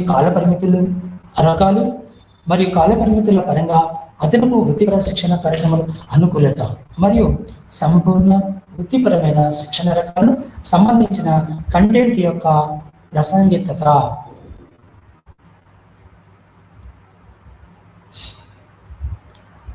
భారతదేశంలో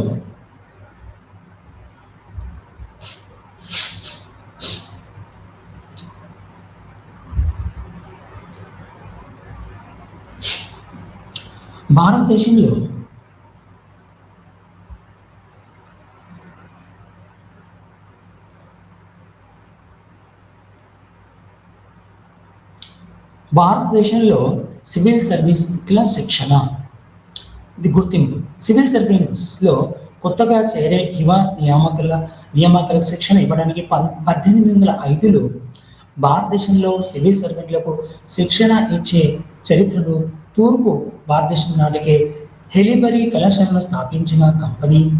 విజయవంతమైన ఇండియన్ సివిల్ సర్వీసెస్ ICS అభ్యర్థులు బ్రిటిష్ విశ్వవిద్యాలయంలో 1 నుండి 2 సంవత్సరాలు గడిపి భారత చరిత్ర, భారత చట్టం మరియు భారతీయ భాష మొదలైన విషయాలను నేర్చుకోవడాల్సి ఉంటుంది. రెండవ ప్రపంచ యుద్ధ సమయంలో ICSలో కొత్తగా చేరిన వారికి శిక్షణ ఇవ్వడానికి డెహ్రాడూన్లో ఒక క్యాంప్ స్కూల్ను ఏర్పాటు చేయబడింది. స్వాతంత్రం తర్వాత ఇండియన్ సివిల్ సర్వీస్ను ఇండియన్ అడ్మినిస్ట్రేటివ్ సర్వీస్ IASగా మార్చారు మరియు ఢిల్లీలోని మెట్కాఫ్ హౌస్లో ఉన్న IAS శిక్షణ పాఠశాలలో కొత్తగా చేరిన వారికి సంస్థాగత శిక్షణ ఇవ్వబడుతుంది. సీనియర్ అధికారులు మరియు ప్రత్యక్ష నియామకాలు కానీ ఇతర నియామకాలకు శిక్షణ ఇవ్వడానికి సిమ్లాలో ఇండియన్ అడ్మినిస్ట్రేటివ్ సర్వీసెస్ స్టాఫ్ కాలేజ్ను ఏర్పాటు చేయబడింది.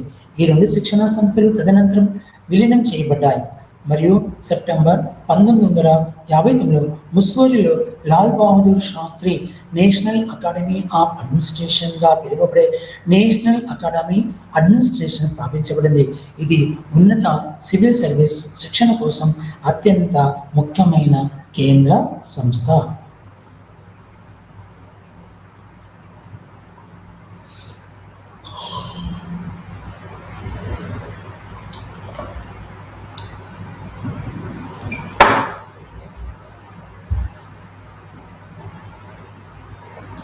ఆల్ ఇండియా సర్వీసెస్ అఖిల భారత సర్వీసులతో సహా బ్రిటిష్ పాలనలో సివిల్ సర్వీస్లో చేరడానికి ముందు పొందిన విద్య ఒక వ్యక్తిని ఉద్యోగానికి అర్హుడని చేయడానికి సరిపోతుందని నమ్మేవారు. స్వతంత్రం తర్వాత సివిల్ సర్వీసెస్ శిక్షణ సమస్య ప్రత్యేక ప్రాముఖ్యతను సంతరించుకుంది. సామాజిక, రాజకీయ మరియు రాజ్యాంగ పరిస్థితుల్లో మార్పులతో ప్రభుత్వ పని స్వభావం మారింది. ప్రభుత్వ విధులు మరియు యంత్రాంగం విస్తరించింది మరియు అనేక కొత్త సర్వీసులు ఏర్పడ్డాయి. వేగవంతమైన పరిణామాలన్నింటి ఫలితంగా కేంద్ర మరియు రాష్ట్ర ప్రభుత్వాలు తమ సివిల్ సర్వెంట్లకు తగిన శిక్షణను ప్రణాళిక చేసి అందించడం తప్పనిసరి అయింది. తదనుగుణంగా కేంద్ర ప్రభుత్వం అనేక జాతీయ శిక్షణా సంస్థలను ఏర్పాటు చేసింది. దాదాపు అన్ని రాష్ట్రాల్లో రాష్ట్ర స్థాయి శిక్షణా సంస్థలు ఉన్నాయి. ఈ సంస్థలతో పాటు అనేక ఇతర విద్యా సంస్థలు మరియు విశ్వవిద్యాలయాలు కూడా సివిల్ సర్వెంట్లకు శిక్షణ అందిస్తున్నాయి. ఈ విషయంలో ప్రభుత్వం అందరికీ శిక్షణ అనే పిలుపునిస్తూ జాతీయ శిక్షణ విధానాన్ని అందిస్తుంది. సిబ్బంది మరియు శిక్షణ విభాగం NTPని సమన్వయం చేస్తుంది. శిక్షణ నిధులు సమకూరుస్తుంది మరియు శిక్షణ సంస్థలకు సహాయాన్ని అందిస్తుంది. కొత్తగా చేరిన వారికి ఏవైనా కొత్త పరిపాలన బాధ్యతలు అప్పగించే ముందు ప్రజాస్వామ్య పరిపాలన నైపుణ్యాలు మరియు పద్ధతులలో క్రమబద్ధమైన శిక్షణ అవసరం. అందువల్ల అఖిల భారత సర్వీసులు మరియు ఉన్నత కేంద్ర రాష్ట్ర సర్వీసులలో కొత్తగా చేరిన వారికి భారతదేశంలో సువ్యవస్థితమైన సంస్థాగత శిక్షణను అందిస్తారు. కొన్ని శాఖలకు వారి సంస్థ స్టాఫ్ కళాశాలలు లేదా శిక్షణా సంస్థలు ఉన్నాయి. ఉదాహరణకు వడోదరాలో ఇండియన్ రైల్వేస్, షిమ్లాలో Indian audit and accounts department మొదలైనవి ఉన్నాయి. ఉద్యోగంలో చేరిన తర్వాత ప్రత్యేక ప్రాథమిక శిక్షణను 2 వేర్వేరు విధాలుగా అందిస్తారు. ఒకటి సంస్థాగత శిక్షణ మరియు రెండవది సీనియర్ మరియు అనుభవజ్ఞ అధికారుల మార్గదర్శకంలో శాఖాపరమైన శిక్షణను అందిస్తారు.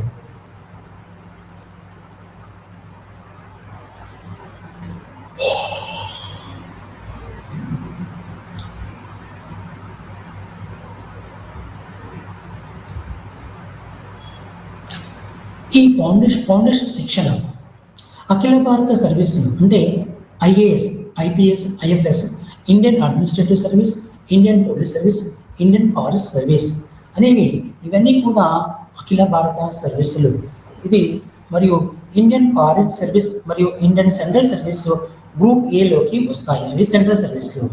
ఈ యొక్క ఆఫీసర్ ట్రైనీల కోసం తెచ్చిబడింది. దీన్ని సాధారణంగా సంవత్సరానికి ఒకసారి సెప్టెంబర్ నుండి డిసెంబర్ వరకు LPSNAAలు మరియు భాగస్వామ్య సంస్థల్లో నిర్వహిస్తాయి ఫౌండేషన్ కోర్సు.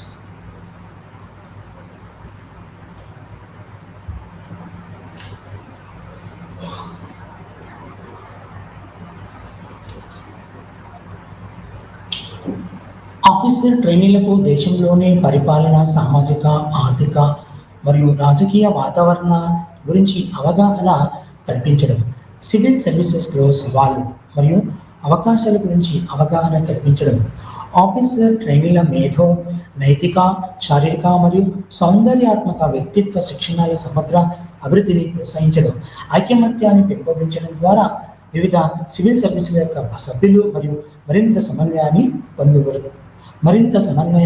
పెంపొందించబడుతుంది.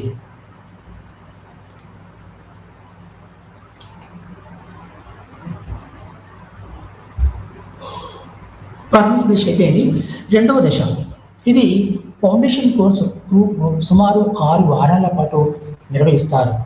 ఫౌండేషన్ కోర్సు మరియు ఫేజ్ 1 నమూనాలో సైద్ధాంతిక భావన బోధిస్తారు మరియు జిల్లా శిక్షణ సమయంలో క్షేత్రస్థాయి వాస్తవాలను అధ్యయనం చేస్తారు.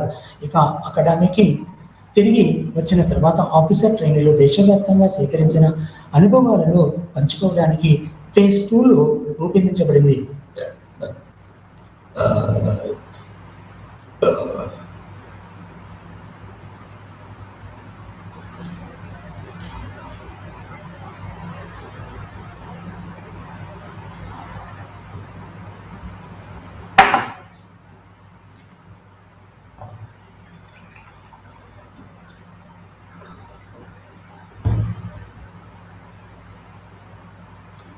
ఫేజ్ 1 సమయంలో సైద్ధాంతిక భావనను బోధిస్తారు. ఫేజ్ 2లో రూపొందిన కోర్సులో అంశాలు ట్రైనీలు 1 సంవత్సరంలో పొందిన జిల్లా అనుభవం సంగతి చెప్తారు. పబ్లిక్ మేనేజ్మెంట్లో master degree, Indian administrative service officer ట్రైనీలకు పబ్లిక్ మేనేజ్మెంట్లో జవహర్లాల్ నెహ్రూ విశ్వవిద్యాలయంచే గుర్తింపు పొందిన మాస్టర్ డిగ్రీని ప్రదానం చేస్తుంది.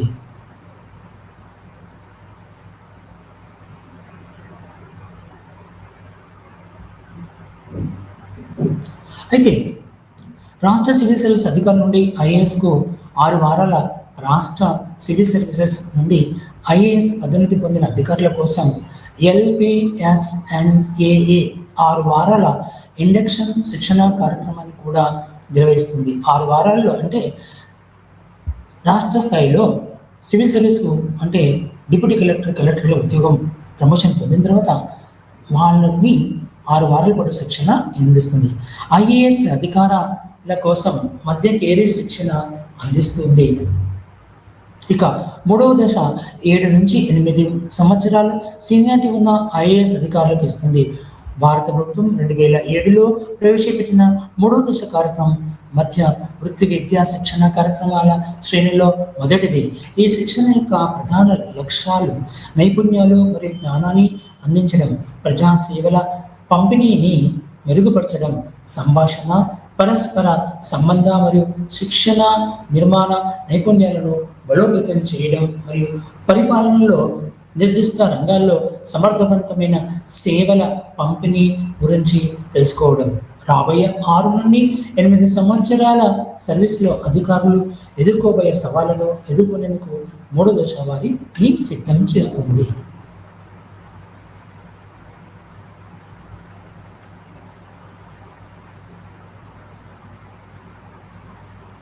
ఇక 4వ దశ అనేది 15 నుంచి 16 సంవత్సరాల సీనియారిటీ ఉన్నవారికి, సీనియారిటీ ఉన్న ఐఏఎస్ అధికారులు 3 వారాలు ప్లస్ 1 వారం విదేశీ అధ్యయన పర్యటన వెలిగి ఉంటుంది. ఇక ఇది 5వది 26 నుంచి 28 సంవత్సరాల సీనియారిటీ ఉన్న ఐఏఎస్ అధికారులకు 3 వారాలు ఇస్తారు. ఈ 3 దశల మధ్య వృత్తి శిక్షణ కార్యక్రమాల శిక్షణలో 5వ దశ కార్యక్రమం చివరి ప్రధాన శిక్షణా కార్యక్రమం. ఈ కోర్సు యొక్క ముఖ్య ఉద్దేశం ప్రభుత్వంలో వ్యూహాత్మక నిర్వహణతో పాటు ప్రజా విధానం మరియు నియంత్రణపై దృష్టి పెట్టడం, పరిపాలన, రాజకీయ ఆర్థిక శాస్త్రం, ఆర్థిక అభివృద్ధి, ప్రభుత్వ ఆర్థిక శాస్త్రం, విదేశీ విధానం, వాణిజ్యం, పర్యావరణం వంటి అంశాలపై కూడా అకాడమీ నుండి బోధన అందించబడుతుంది. ఇక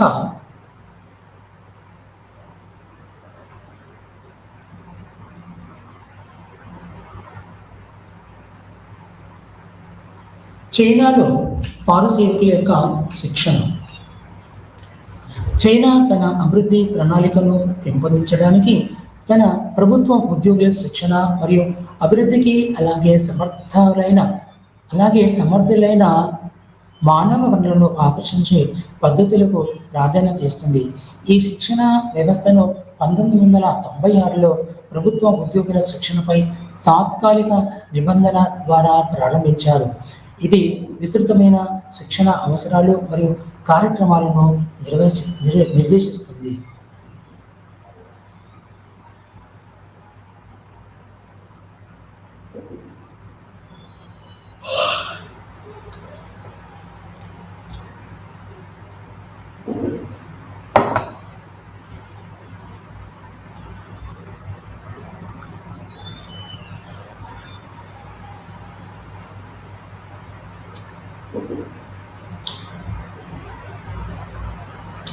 దీనికి అదనంగా సిబ్బంది మంత్రిత్వ శాఖ మరియు పార్టీ యొక్క 5 సంవత్సరాల రాష్ట్ర ప్రణాళికలు, అంటే చైనాలో ఒక పార్టీ, చైనా కమ్యూనిస్ట్ పార్టీ, ఆ పార్టీ ఎలా చెప్తుందో దాని ప్రకారమే ఈ యొక్క శిక్షణా కార్యక్రమాలు ఉంటాయి.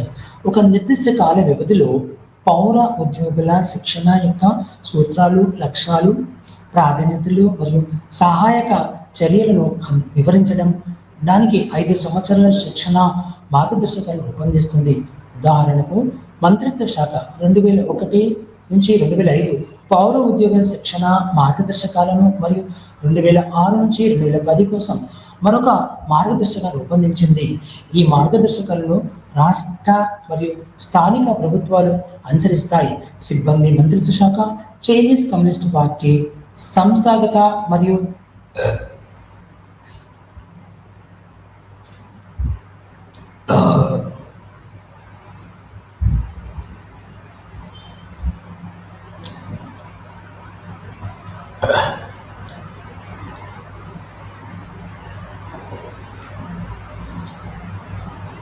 ఈ రాష్ట్ర మరియు స్థానిక ప్రభుత్వాలు అనుసరిస్తాయి. సిబ్బంది మంత్రిత్వ శాఖ, చైనీస్ కమ్యూనిస్ట్ పార్టీ సంస్థాగత విభాగం యొక్క కేడర్ విద్య మరియు శిక్షణ కోసం రూపొందించిన 5 సంవత్సరాల ప్రణాళికలను అనుసరించి తన 5 సంవత్సరాల మార్గదర్శకాలను రూపొందించడంలో పౌర ఉద్యోగుల శిక్షణపై పార్టీ నియంత్రణ ప్రతిబింబిస్తుంది. మరింతగా ముఖ్యంగా ఉదాహరణకు 2008 పౌర ఉద్యోగుల శిక్షణపై తాత్కాలిక నిబంధనలు సెక్షన్ 1లో ఆర్టికల్ 5లో ఇలా నిర్దేశిస్తాయి. పౌర ఉద్యోగుల శిక్షణకు సంబంధించిన అన్ని అంశాలను చైనా కమ్యూనిస్ట్ పార్టీ కేంద్ర కమిటీ యొక్క సంస్థాగత విభాగం బాధ్యత వహిస్తుంది. అయితే పరిపాలనా సంస్థలలో పౌర ఉద్యోగుల శిక్షణను నిర్దేశించడం మరియు సమన్వయం చేయడానికి సిబ్బంది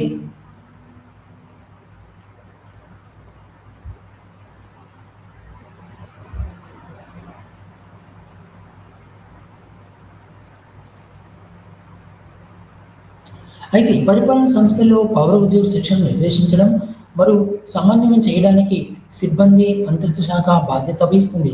కేడర్ వ్యవస్థ కింద శిక్షణ ప్రధానంగా మార్క్సిస్టు రాజకీయ భావజాలాన్ని బోధించడం మరియు పార్టీ విధేయతను పెంపొందించడంపై దృష్టి సారించింది.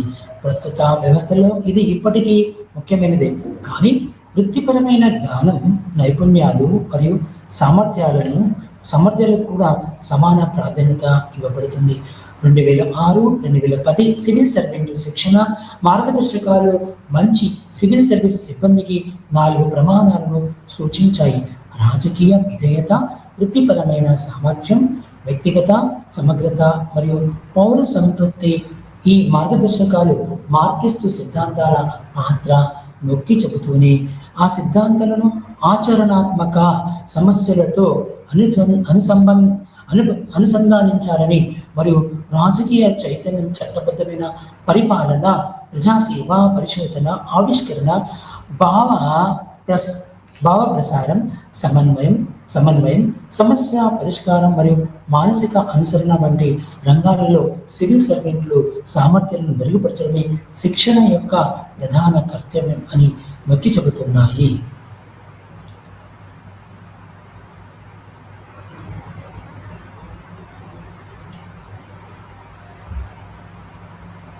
శిక్షణ సూత్రాలు మరియు రకాలు. చైనా యొక్క సివిల్ సర్వెంట్ శిక్షణ అనేక రకాలుగా ఉంటుంది. ఇందులో విభిన్న ప్రయోజనాలు లక్ష్యంగా చేసుకున్న పదవులు, స్థాయిలు మరియు విషయాలు ఉంటాయి. అయితే 8.1 సివిల్ సర్వెంట్ శిక్షణ రకాలు. సివిల్ సర్వెంట్లు శిక్షణ రకాలు. సివిల్ సర్వీసెస్ చట్టం ప్రకారం కొత్తగా చేరిన వారికి ప్రీ సర్వీసెస్ శిక్షణ. ఒకటి కొత్తగా చేరిన వారికి ప్రీ సర్వీసెస్ శిక్షణ. రెండోది పదోన్నతికి ముందు అర్హత శిక్షణ. మూడోది ప్రత్యేక పదవుల కోసం శిక్షణ. నాలుగవది నిర్దిష్ట జ్ఞాన నవీకరణ మరియు నైపుణ్యాలు అవసరమయ్యే ప్రత్యేక పదవులకు శిక్షణ. 5 రిజర్వ్ టాలెంట్ లేదా ఫాస్ట్ ట్రాక్లో ఉంచబడిన యువ సివిల్ సర్వెంట్లకు శిక్షణ. ఇక ప్రభుత్వ ఉద్యోగులకు పదవి స్థాయి ప్రకారం పదవిలో ఉంటే వాళ్ళకి ఎలా శిక్షణ ఇస్తున్నారు చెప్పండి. ప్రాదేశిక మంత్రిత్వ శాఖ స్థాయి శిక్షణ. 1 ప్రాదేశిక మంత్రిశాఖ స్థాయి శిక్షణ. 2 నగర బ్యూరో స్థాయి శిక్షణ. 3 కౌంటీ చూ స్థాయి శిక్షణ. 4 కార్యాలయ కే స్థాయి శిక్షణ. మూడోది శిక్షణ కంటెంట్ ప్రకారం కొన్ని విషయాలపై చర్చలు. 1 చట్టం. 2 పర్యావరణ పరిరక్షణ. 3 ఆర్థిక శాస్త్రం గురించి ఇది ఇవ్వబడుతుంది.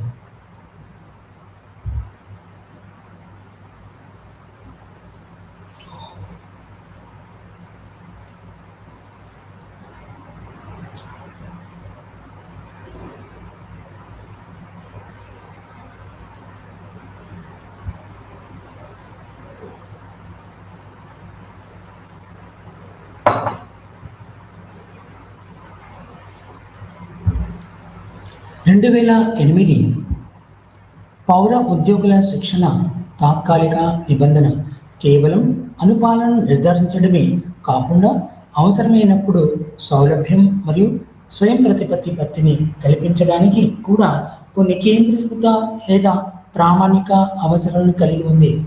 రాజకీయ నియంత్రణ మరియు వృత్తిపరమైన సామర్థ్యంపై మరింత సమతుల్య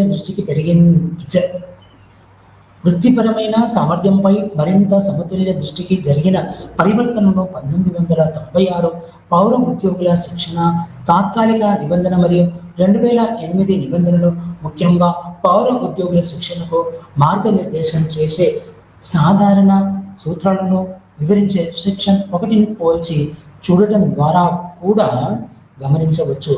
శిక్షణ సామాజిక మరియు ఆర్థిక అభివృద్ధి అవసరాలకు ఉపయోగపడాలని మరియు శిక్షణలో చూపిన పనితీరు మూల్యాంకనం మరియు పదోన్నతితో ముడిపెట్టాలని ఈ 2 నిబంధనలు నొక్కి చెబుతున్నాయి. అంతేకాక 2008 నిబంధనలోని ఆర్టికల్ 3 వృత్తిపరమైన సామర్థ్యాలపై మరింత ప్రాధాన్యత ఇస్తుంది.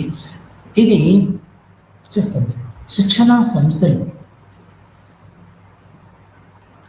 కేడర్ వ్యవస్థ కింద శిక్షణ ప్రధానంగా జాతీయ మరియు స్థానిక స్థాయిలోని పాఠశాలలు అందిస్తాయి.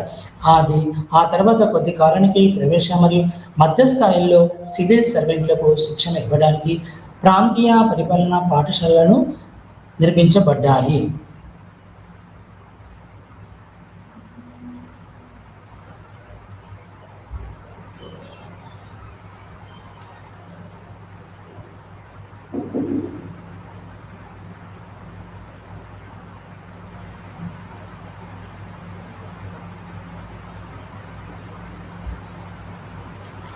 ఇవి శిక్షణ ప్రాంతీయ పరిపాలనా పాఠశాలలు నిర్మించబడాయి. ఇవి స్థానిక ప్రభుత్వాలకి స్థానిక ప్రభుత్వాలకి మరియు శిక్షణ ఇవ్వడానికి ప్రభుత్వాలు తమ సివిల్ సర్వెంట్లకు శిక్షణ ఇచ్చే ప్రాథమిక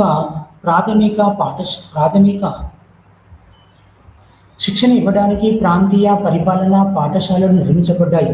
ఇవి స్థానిక ప్రభుత్వాలు తమ సివిల్ సర్వెంట్లకు శిక్షణ ఇచ్చే ప్రాథమిక సంస్థలుగా మారాయి. ఆ తర్వాత చాలా నగర మరియు కౌంటీ ప్రభుత్వాలు తమ సొంత పరిపాలనా పాఠశాలను స్థాపించుకున్నాయి.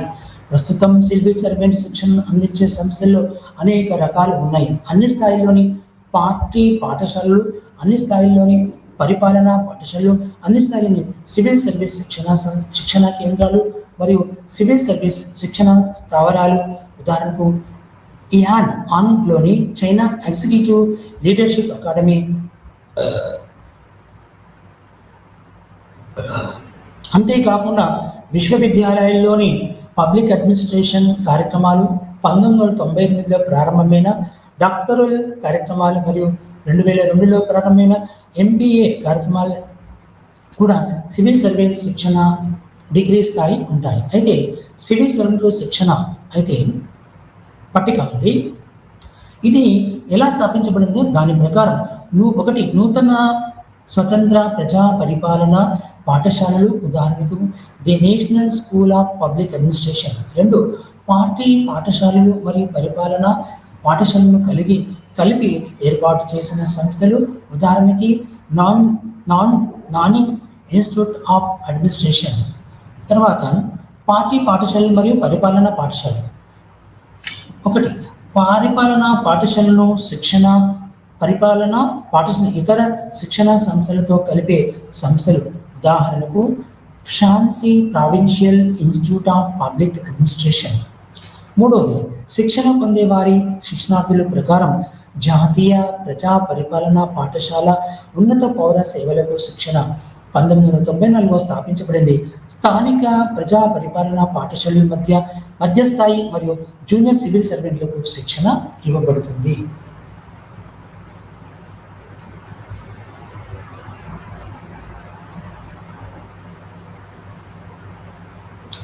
పౌర సేవకుల శిక్షణ కార్యక్రమాలు.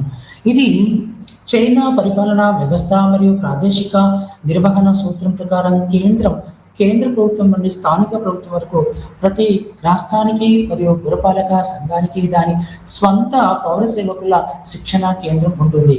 సివిల్ సర్వెంట్ శిక్షణ యొక్క ఆధారాలు మధ్యస్థాయి మరియు ఉన్నత స్థాయి ప్రభుత్వోద్యోగులకు మరియు మరింత శిక్షణ అందించడానికి చైనా 3 జాతీయ శిక్షణ కేంద్రం స్థాపించబడింది. China executive leadership academy Jinggangshan, China executive leadership academy Yan'an. 3వది చైనా ఎగ్జిక్యూటివ్ లీడర్షిప్ అకాడమీ వుడాన్. ఇవి అన్నీ కూడా సివిల్ సర్వెంట్లకు శిక్షణ ఇచ్చే చైనాలోని ముఖ్యమైన విభాగాల గురించి మీకు వివరించాను. శిక్షణ అవకాశాలు అసమానంగా పంపిణీ చేయబడ్డాయి. కేంద్ర ప్రభుత్వ సంస్థలు మరియు సంపన్న తీర ప్రాంత నగరాలు మరియు ఉదారమైన శిక్షణ బడ్జెట్ను కలిగి ఉన్నాయి. అనేక స్థానిక ప్రభుత్వాల్లో మరియు చాలా మంది ప్రభుత్వ ఉద్యోగులు ఆసక్తి లేకపోవడం వల్ల మరో సమస్య కూడా ఉంది శిక్షణ విధానంలో. ఇక దక్షిణాఫ్రికాలో పౌర సేవలు ఎలా ఉన్నాయో వివరిస్తారు.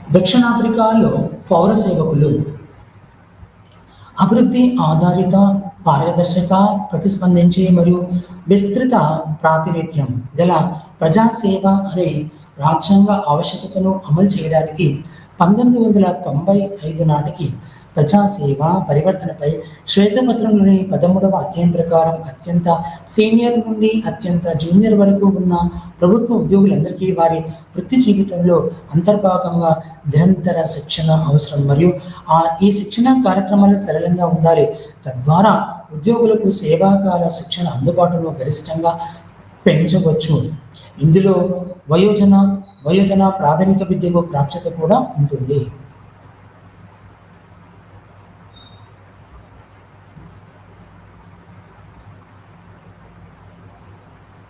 ప్రభుత్వ సేవలు తప్పనిసరిగా ఇండక్షన్ ప్రోగ్రామ్ అంటే ప్రారంభ ఓరియంటేషన్ కోర్సు, ఓరియంటేషన్ ట్రైనింగ్ అంటారు.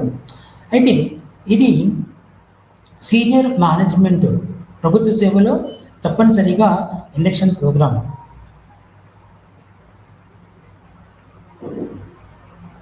సీనియర్ మేనేజ్మెంట్ సర్వీసెస్ కోసం తప్పనిసరి సామర్థ్య అభివృద్ధి, తప్పనిసరి శిక్షణ దినాలు మరియు కనీస ప్రవేశ అవసరాలపై ఆదేశం. ఈ కార్యక్రమం అభివృద్ధి విలువలు, ఉత్సాహం, జ్ఞానం, నైపుణ్యాలు మరియు దక్షిణాఫ్రికా సాధారణ పౌరులకు సేవ చేయాలనే నిబద్ధతను ప్రదర్శించే ప్రజా సేవా కేడర్ను నిర్మించడం లక్ష్యంగా పెట్టుకుంది. సిఐపి కొత్త ప్రభుత్వ ఉద్యోగులను భాదోపేలే సూత్రాల ప్రకారం భావించాలని మరియు దక్షిణాఫ్రికా యొక్క అంతర్గత విలువలు మరియు నిర్మాణ అంశాల గురించి అనగా దక్షిణాఫ్రికా రాజ్యాంగం యొక్క హక్కుల బిల్లు మరియు సంబంధిత చట్టాలకు ఆధారమైన విలువలు మరియు public service act, public finance management act మరియు హక్కుల బిల్లు వంటి శాసనపరమైన చట్టాల గురించి విజ్ఞానాన్ని మరియు అవగాహనను పెంపొందించుకోవాలనే సవాలు కొత్తగా చేరిన వృత్తిపరంగా పనిచేయడానికి మరియు అర్థం చేసుకోవడానికి వీలు కల్పించాలని కోరుకుంటుంది. మన రాజ్యాంగ ఉద్దేశం మరియు ప్రభుత్వాల విధానాలు, చట్టాలు మరియు నిబంధనల అమలు, పౌరుల అంచనాలు మరియు అవసరాలు, మన దేశం యొక్క ఉమ్మడి లక్ష్యం మరియు సమిష్టి దార్శనికత.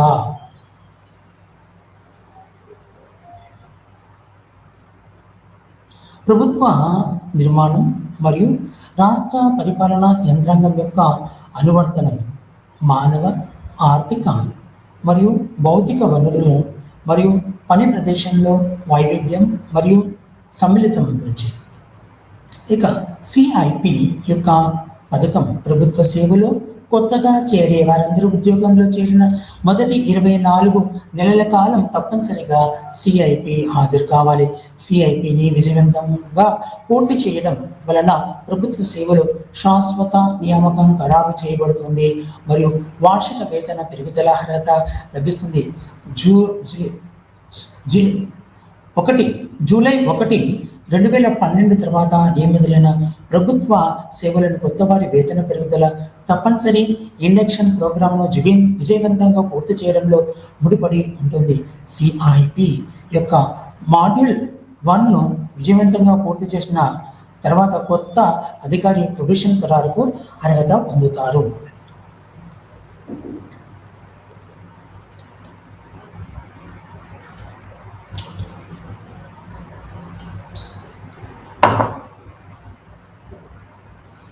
సిఐపి ప్రోగ్రాం యొక్క ప్రధాన లక్షణాలు. 1, సిఐపి అనే ఒక సంవత్సరం పాటు కొనసాగే గుర్తింపు పొందిన కార్యక్రమం. ఇందులో 26 సంప్రదింపులు రోజుల చొప్పున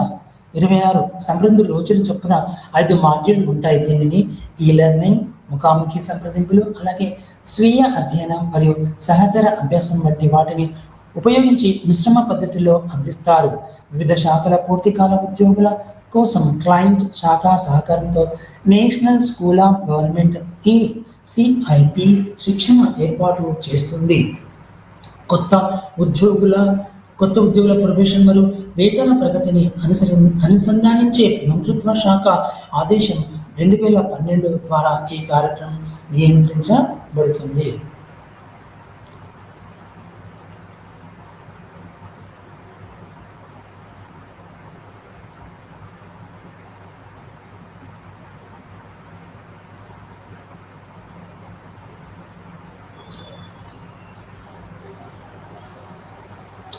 సిఐపి రెండవది రెండో దాంట్లో శిక్షణ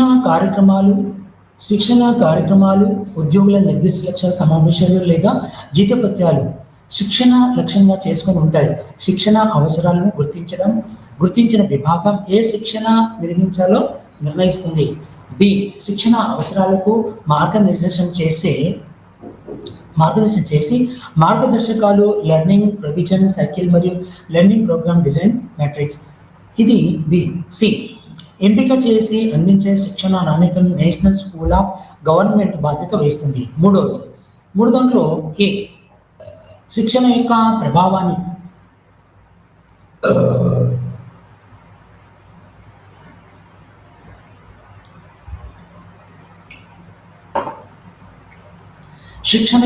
ప్రభావాన్ని నిర్ధారించడానికి ప్రతి శిక్షణ కార్యక్రమానికి మూల్యాంకనం అవసరాలు ఉంటాయి. బి, శిక్షణను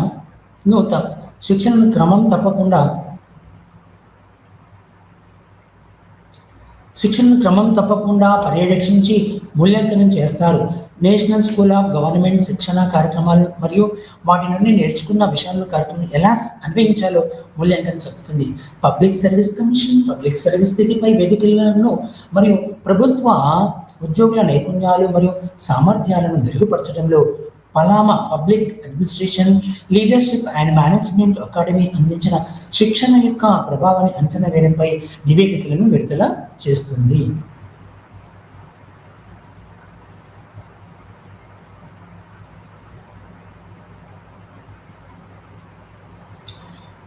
ఇక సేవా నాయకత్వం, లవ్ మోర్ MSAT ప్రజా సేవ మరియు పరిపాలన మంత్రిత్వ శాఖ 2016 ఏప్రిల్ ప్రభుత్వ సేవలు, శిక్షణ మరియు అభివృద్ధి యొక్క ప్రాముఖ్యత 1996 గణతంత్ర రాజ్యాంగం ప్రాథమిక మరియు ద్వితీయ శాసన నిబంధనలు, శ్వేతపత్రాలు మరియు వ్యూహాత్మక చట్టాలు మరియు జాతీయ అభివృద్ధి ప్రణాళికలో స్పష్టంగా పేర్కొనబడింది. శిక్షణకు బాధ్యత వహించే సంస్థ public administration leadership and management academy. PALAMA స్థానంలో ఇటువంటి public administration leadership and management academy PALAMA స్థానంలో ఇటీవల స్థాపించబడిన నేషనల్ స్కూల్ ఆఫ్ గవర్నమెంట్ ప్రభుత్వ సేవలో విద్య, శిక్షణ మరియు అభివృద్ధి కార్యక్రమాలను అందించే బాధ్యత కలిగి ఉంది. ప్రభుత్వ సర్వీస్ యాక్ట్ 1994 ప్రకారం షెడ్యూల్ 1 నిబంధనల ప్రకారం NSG స్థాపించబడింది. అభివృద్ధి చెందుతున్న రాష్ట్రం కోసం వృత్తిపరమైన మరియు సమర్థవంతమైన ప్రభుత్వ సేవను అభివృద్ధి చేయడం NSG యొక్క లక్ష్యం.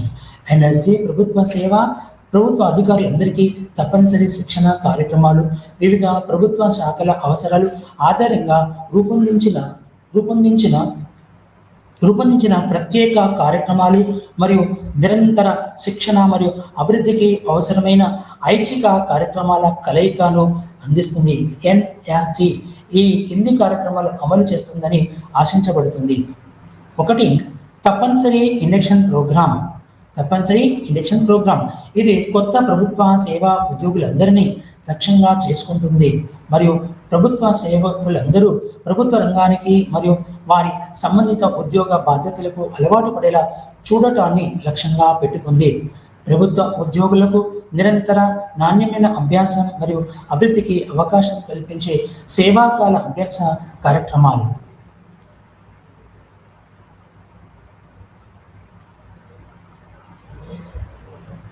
ఇక ఇది సిఐపిలో శిక్షణ కోసం ప్రస్తుతం ఇది పదోన్నతి ప్రయోజనాల శిక్షణ కొరత ఉంది.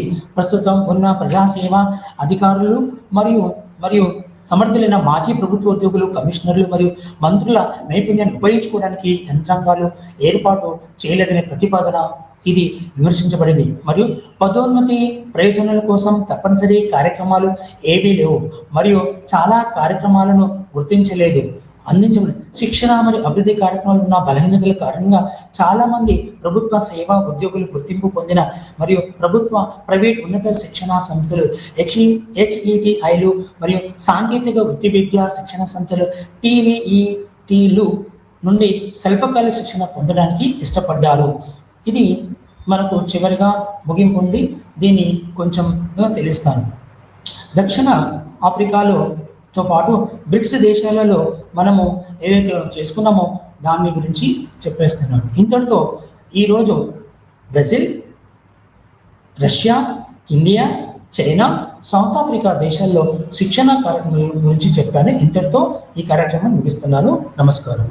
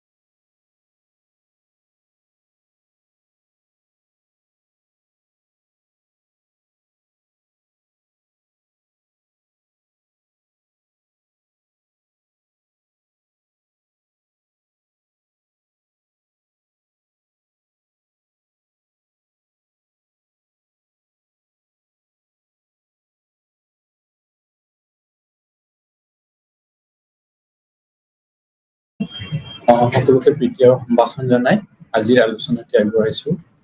আজি আমি এটি নতুন ব্লগ আলোচনা কৰিম, এটি নতুন খণ্ড আলোচনা কৰিব ওলাইছো।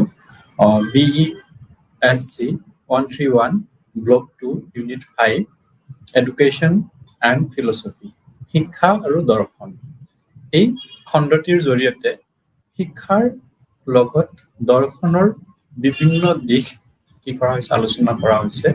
শিক্ষাৰ সৈতে দৰ্শনৰ সম্পৰ্ক, শিক্ষাৰ ব্যৱহাৰিক ক্ষেত্ৰত দৰ্শনৰ প্ৰয়োগ, এই গোটেইখিনি দিশ সামৰি লৈ এই খণ্ডটি কি কৰা হৈছে বিকাশ কৰা হৈছে। এই খণ্ডটিৰ জৰিয়তে আমি শিক্ষাৰ দাৰ্শনিক দৃষ্টিভংগীসমূহ আলোচনা কৰিম আৰু শিক্ষাৰ দাৰ্শনিক দৃষ্টিসমূহৰ বিষয়ে আমি জানিবলৈ সক্ষম হ'ম। দৰ্শন হৈছে মানৱ জীৱন আৰু সমাজ জীৱনৰ সামৰি লৈ বিতংভাৱে অধ্যয়ন কৰা এক বিষয়। দৰ্শন কি, প্ৰথমে আমি সেই ধাৰণাটো ল'ব লাগিব। ফিলচফি বা দৰ্শন, আমি সকলোৱে কওঁ যে ফিলচফি, এই মানুহজনৰ ফিলচফি এনেকুৱা, এই সমাজ ব্যৱস্থাৰ ফিলচফি এনেকুৱা, তেনেকে আমি কৈ থাকো সাধাৰণতে। এতিয়া সেই ফিলচফি বা দৰ্শন মানেনো কি, প্ৰথমতে আমি সেই ধাৰণাটো মনত স্পষ্ট কৰিব লাগিব। তাৰ পিছতহে আমি ইয়াৰ বিষয়ে বিতংভাৱে অধ্যয়ন কৰিব পাৰিম বা বুজিবলৈ সক্ষম হম। ইয়াত কোৱা হৈছে দৰ্শন হৈছে মানৱ জীৱন আৰু সমাজ জীৱন সামৰি লৈ বিতংভাৱে অধ্যয়ন কৰা এক বিষয়। মানৱ জীৱন, গোটেই মানৱ জীৱন বা মানৱ সমাজ, মানৱ সভ্যতাক সামৰি লৈ, আৰু সমাজ ব্যৱস্থাক, দুয়োটা, কেৱল মানৱ জীৱন নহয় বা কেৱল সমাজ ব্যৱস্থা, দুয়োটাক সামৰি লোৱা হৈছে। মানুহ এজন জীয়াই থাকিবৰ কাৰণে সমাজৰ প্ৰয়োজন হয়। সমাজ অবিহনে মানুহ এজন কেতিয়াও সুস্থভাৱে জীয়াই থাকিব নোৱাৰে। গতিকে সমাজ আৰু মানুহ দুটাৰ মাজত ওতঃপ্ৰোত সম্পৰ্ক আছে, আৰু সেই দুয়োটা দিশ সামৰি লৈ, দুয়োটা সমাজ এখনত মানুহ এজনে কেনেকে সমাযোজন কৰে, সামাজিক পৰিৱেশত মানুহজনে কেনেকে নিজকে সেই পৰিৱেশৰ সৈতে নিজকে খাপ খুৱাই ল'ব পাৰে, বা সেই পৰিৱেশৰ সৈতে খাপ খুৱাই ল'বৰ কাৰণে কেনেকুৱা ধৰণৰ ব্যৱস্থা গ্ৰহণ কৰিব লাগে, সেই গোটেইখিনি বিতংভাৱে অধ্যয়ন কৰে আৰু আলোচনা কৰে দৰ্শনে। দৰ্শনৰ জৰিয়তে একোটা সমাজ ব্যৱস্থাৰ মানুহৰ বিভিন্ন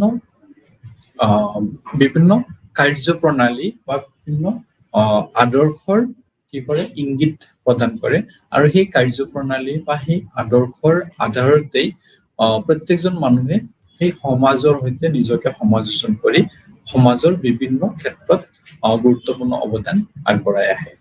গতিকে দৰ্শনৰ জৰিয়তে আমি এটা বস্তু গম পাওঁ যে দৰ্শন হৈছে মানৱ আৰু সমাজ জীৱনৰ বিভিন্ন দিশসমূহ বিতংভাৱে অধ্যয়ন কৰি উপযুক্ত সমাযোজন হ'ব পৰাকে বিভিন্ন পদক্ষেপ গ্ৰহণ কৰা এক বিষয়। ইয়াৰ জৰিয়তে আমি তাত্ত্বিকভাৱে সমাজ আৰু মানৱ জীৱনৰ বিভিন্ন দিশসমূহ আমি আলোচনা কৰো, অধ্যয়ন কৰো। প্ৰত্যেক সমাজ ব্যৱস্থাৰ অন্তৰালত দৰ্শন নিহিত হৈ থাকে। প্ৰত্যেক সমাজ ব্যৱস্থা, যিমানখিনি সমাজ ব্যৱস্থা আছে, আমি ভাৰতীয় সমাজ ব্যৱস্থাৰ কথা যদি কওঁ, ভাৰতীয় সমাজ ব্যৱস্থাত আমাৰ ভাৰতীয় দৰ্শনত আমাৰ ছয়টা দৰ্শন আমি দেখিবলৈ পাওঁ ভাৰতীয় সমাজ ব্যৱস্থা। প্ৰত্যেক সমাজ ব্যৱস্থা, যেনেকে আমি যদি পশ্চিমীয়া সমাজ ব্যৱস্থা, যেনেকে পশ্চিমীয়া সমাজ ব্যৱস্থাত কেইবাটা দৰ্শন তাতে জড়িত হৈ আছে, যেনেকে আদৰ্শবাদ, প্ৰয়োগবাদ, প্ৰকৃতিবাদ, অস্তিত্ববাদ, বাস্তৱবাদ, তেনেকুৱা ধৰণৰ বিভিন্ন দাৰ্শনিক দৃষ্টিভংগী সেই সমাজ ব্যৱস্থাৰ অন্তৰালত নিহিত হৈ থাকে।